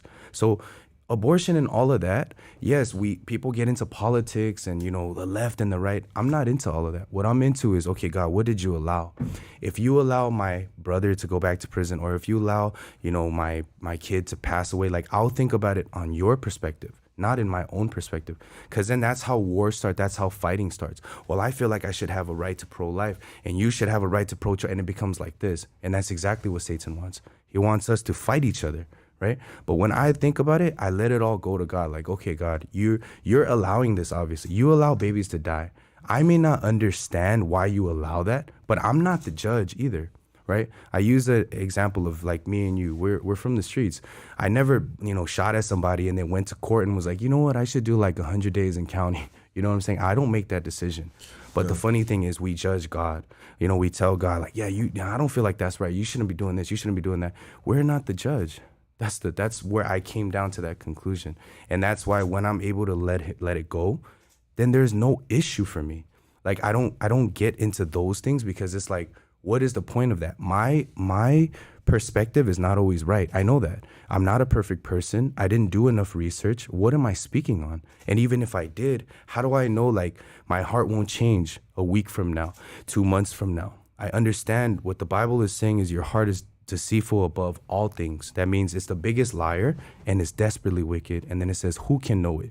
That means nobody knows their own heart. They trust it. That's why they don't know it, right? If they knew that it was a flip-flop and it lied all the time, why would they trust their perspective? So I've learned from the foundationary standpoint not to trust what I feel all the time, because that's what happens. You know, it's not just with like, it's with everything, bro. Like if you want to do drugs, like the thought comes first. People don't just get up and do drugs. They have that itching, that feeling, man, I should do these drugs. Like, yeah, I'm going to do it. You know what I'm saying? And then they follow that thought, and that's how it becomes that problem. So with the abortion stuff, like if God allowed that to pass, which I did, because I feel like he did, he allows everything to happen, right? He allowed. Well, he allowed it to happen in discretion of each state. Now, if you're in California, you're in a sanctuary, and you got a lot of people flooding the streets of traffic right now of dudes trying to get home, protesting this, and we get it, but you're in California. Right. You ain't got to worry about that. Get the fuck off the freeway. Let these dudes get home. Stupid motherfuckers. Take your ass to a state that ain't liking that shit. But right now you got some dudes that been up since 3 in the motherfucking morning, dog, and they trying to get home to their kids, motherfucker. Get the fuck off the freeway, dog. California, we good, baby. You know what I mean? For the ones that like it and for ones that don't. You know what I mean? But the ones that are against, I mean, it's like this, dog. Don't tell me what to do with my dick. This is how I feel, bro. And I ain't gonna tell you what to do with your shit. You know what I mean? Now, it's crazy, bro, because it seems like the far right is less government, dog. Well, if the far right's less government, dog, then how you put it in the government's hand of what a female should do with their shit? So then this comes back to what I want to say right now, though. Do you feel like politicians are misusing the interpretation of the fucking Bible, bro? Absolutely. They're misusing it, right? Absolutely. They're trying to use it for their vantage points of political fucking aspirations and leveling up and money, right? It's not just that, but people, I said, like, it comes from the root, bro. They trust themselves. Some of these politicians may be actually thinking that they're utilizing the Bible in the right way. But the problem is that where they're crooked is their foundation. I'm going to trust what I feel, what I think is right. Do you understand? Oh, I interpret it this way, so it must be right because it feels right to me. But how do you know that? You can never actually verify that. So what God is telling us, don't trust yourself. Trust only what the word says exactly as it is. Do you understand? So that's how I'm able to kind of like overcome those types of things, because everyone is always going to be right, bro. Like I said, when people look at themselves, they're going to think that they're good people. They're going to think that their vision is correct. Their political position is correct. Their representation is correct. But how do you know that, though? Like, we don't know precisely who is right and who is wrong, because you can make an argument for everything. Absolutely. Right? So, yeah. 100 arguments for the littlest thing. Exactly. Especially nowadays. Let's go to the next phone call real quick, dog. Let me see real quick. You're on Hood Stocks. Talk to us. Hello. Yo, hello. Hey, what up, Lucky? What up, Dougie? Talk to us, Dougie. Hey, what up, Lucky? Just wanted to show love. You know, I appreciate your podcast, man. Thank you, brother. Appreciate you, bro, for tuning in. Hit that like, hit that subscribe. Let them motherfuckers know we here, baby. Yo, always. Shout out to the homie Johnny. Much love, man. Hey, just soaking up game, homie. Appreciate it. Appreciate you, bro. Much love. Thank you, man. Yeah, absolutely. Thank you, brother, for calling. Next phone call. Let's go. You're on Hood Stocks. Talk to us. Let me see here. There's a number that keeps on calling and shit. I try to catch it, but sometimes it be like that and shit, dog. But you know what, Johnny? This has been 2.5 hours into this. Let's get this last phone call, dog, and then we'll end it right here, dog. Right. This has been amazing, dog. I feel like we can just keep on going, baby. You're on Hood Stocks. Talk to us. What's up, Lucky? Connected a moment of your time. Yeah, baby, you can. You got it, doggy. Cracking, this is Wolfie from Monte. What up, Wolfie? What's up, baby? Wolfie always never lets down, always calls in. What's up, Wolf? What do you think of this podcast, dog? Dog, today is a day I you know what? I'm speaking on the SUV cartel. Shout out to homeboy Johnny from CHING. Shout out, bro. Thank you. Hey, compa, I've been in your guys' shoes, you know. I went to high school for like a week. Talk to him quick. You know, what I gotta say here, like, you ninjas are crazy, dog. You vatos, I don't know, Asian boy or watching though, but it was like a whole war between me and you guys, dog. Like, I mean, not me and you guys, but I hinted also. I'm trying to say, like, what are we doing for our people as now? You know, as far as our gente now, like as far as how to break that peace. I remember getting out of high school, dog, and pop, dog. We'll hit up that little right by the corner by the market, dog, and it's popping, dog. We're going at it. Yeah. Both razas, meaning both races. Yeah. You're from and EMF, if you don't mind me asking. And I'm from Monte, dog. Oh, Monte. It was over there, dog. It wasn't even EMF, dog. It was just brown against Asian, dog. It's crazy, dog. Like, you know how it goes, dog. After the game or whatever pop, homie, we would go out at it just on the halls, dog, right in through the locker room in the high school, dog. Right. I feel you. Like, I don't know how it is now because Alhambra's like, it's just whitewashed now, but yeah. I mean, I got a lot of homies out there in Alhambra that it's just crazy now. So I'm just wondering how it is now because I don't even know now, like how it's. And I know you don't know either because as the fact we're above that, you know. I'm in my 40s already, dog. Oh, for sure, bro. Damn, you sound young, man. Yeah. No, I'm just, you know, I'm in my 40s already. I'm 43, dog, and I'm still, you know, not active like that, but I mean, I see my little youngsters just out there in them guys, you know, just acting a fool. I chill with them, you know, here and there, but it's just like I wonder what is you know, you're pushing that, you know. I mean, as watching, I respect that, but when I remember when I from Monte, when I went to Alhambra, dog, I didn't know who was watching Asian boy, dog. I was just brown, that's it. Yeah. Well, thank you, Wolf, for calling. We're going to go to the last caller. We love you, baby. You're always calling in and dropping the jams, dog. Thank you for taking up the time where I took a leak, dog. I mean, love you, baby. Thank you, bro. Yeah, you're on Hood Stocks Talk to us. Last phone call. What's up, man? Yeah, I'm glad I got through, man.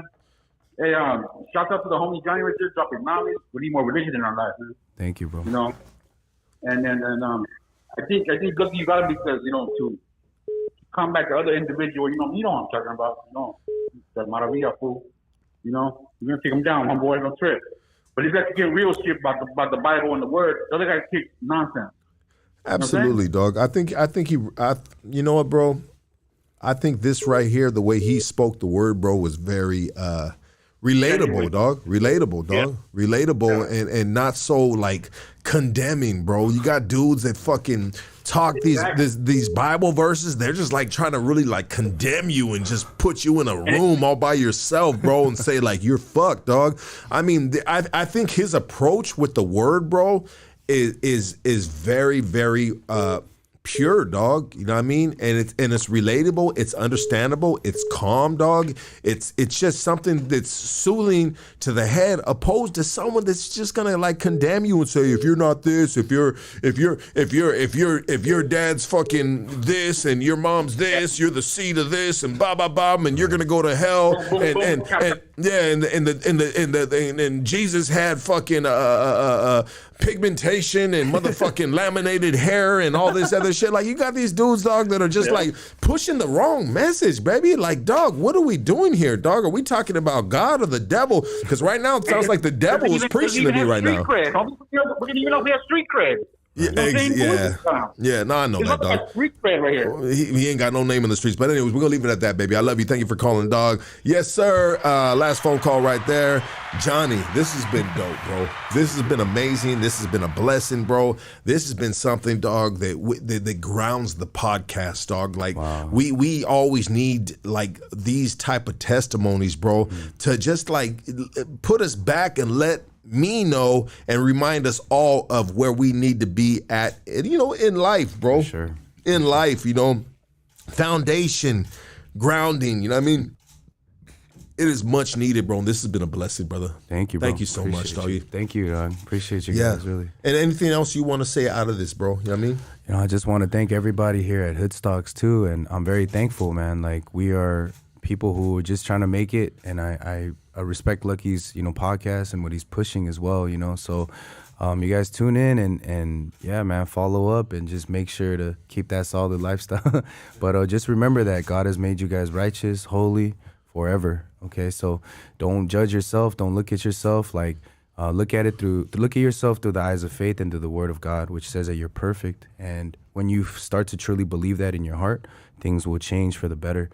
Just like it has for me. I'm nobody, honestly. I'm just like everybody else here. Probably one of the worst according to CDC and, all that. But we're people who can really have happiness, and there's ways to have that happiness. So, yeah, that's what I wanted to leave off with. Thank you so much, bro. You know what, bro? Hold on real quick, dog. I can't let So this is my boy right here. Have you heard of the neighborhood Lomas? Yeah. Okay. So there's a brother right here, Sticks from Lomas. Yeah. Have you heard of that name before? I heard of that name. And he wants to talk to you, bro. Oh, okay. You want to get a quick conversation with him? Yeah, let's holler at him. Yeah, hold on. Sticks, I seen you on YouTube, that's it. I love it when I hear other races using that word, bro. Let's get Sticks right here, dog. Sticks from Lomas. He's part of the fan bam right here. Sticks is cool, man. Oh, shit. Yeah. Hello. Man, thanks for hitting me up, bro. I was already getting sad, Well, we don't want to get you sad, homie.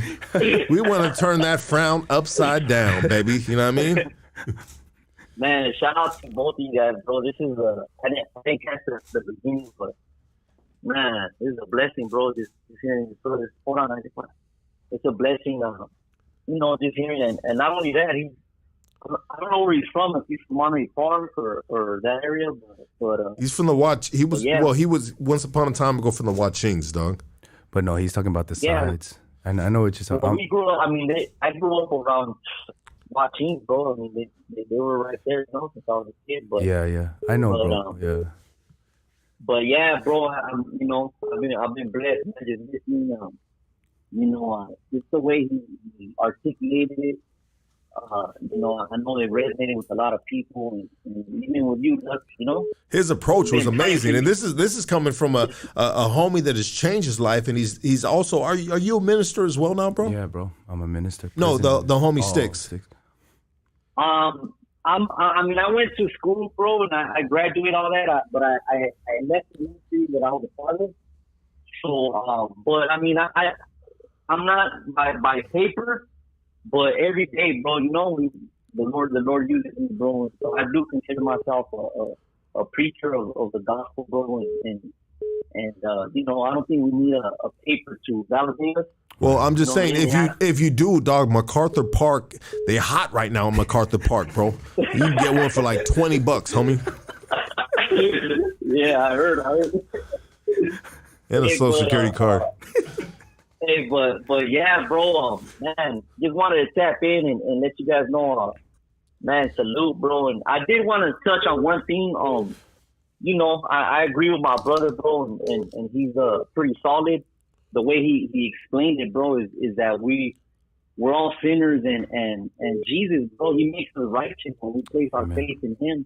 But I do believe that one does have to make that decision. I don't think it's the Bible teaches like universalism or that everybody gets saved, right? We do need to believe in him and receive that grace. And also, I think as you begin to walk, you definitely will probably sin for the rest of your life, but I do believe you sin less because the Holy Spirit comes in, and there's conviction.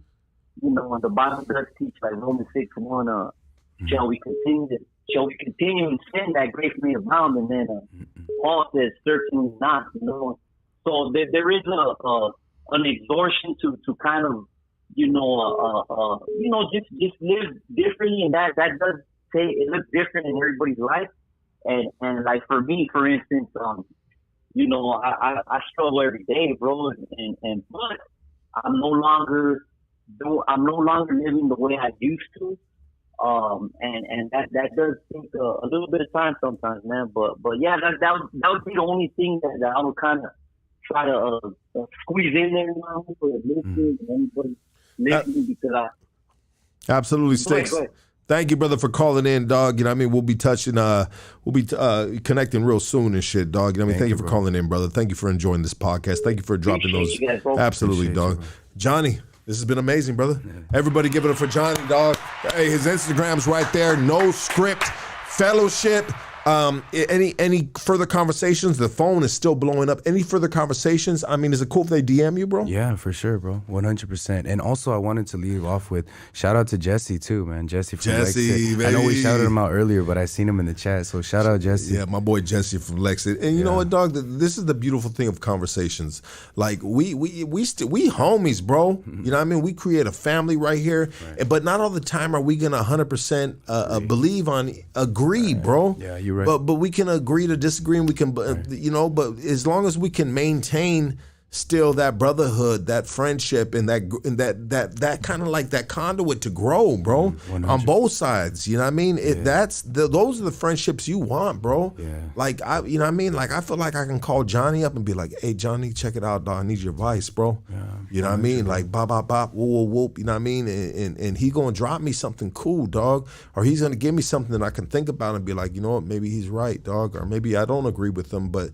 We need to create these relationships, these friendships, bro. 100%. They may not 100% coincide with what you're doing right now, bro. Right. But you know, we need these friendships, bro. So never count a homie out, bro. Yeah. That maybe he's living different, bro. Right. Maybe he's living different, bro. But maybe one day you might need him, bro. And don't wait till you're fucking in a horrible situation like prison. You know, like dog, like, and it happens, bro. I don't know how many homies that. All of a sudden, they were out for a long time, bro, or they were on a mission. They didn't hit me up one time, but now they're in the pen. They blow me up again, dog. It's like, come on, my G. You know what I mean? Shit, homie. But I get it. We imperfect human beings, and a part of having brotherhood, or you know what I mean? We sometimes we got to just put our shit to the side and be like, what the fuck you want, dog? Right. You know what I mean? But anyways, Johnny, this has been amazing, brother. Thank you so much, dog. Appreciate you. My pleasure, and thank you guys too, man. Blessing, baby. And hey, bro, you're always welcome right here. I mean, send some of your boys over here, dog. Whatever you want to do, baby. I mean, you got keys to the casa, doggy. Hey, you know what I mean? We love you and we thank you and we appreciate you, brother. Thank you so much. We are out of here, everybody. Like, subscribe. You know what we do right here at Hood Stocks. We go.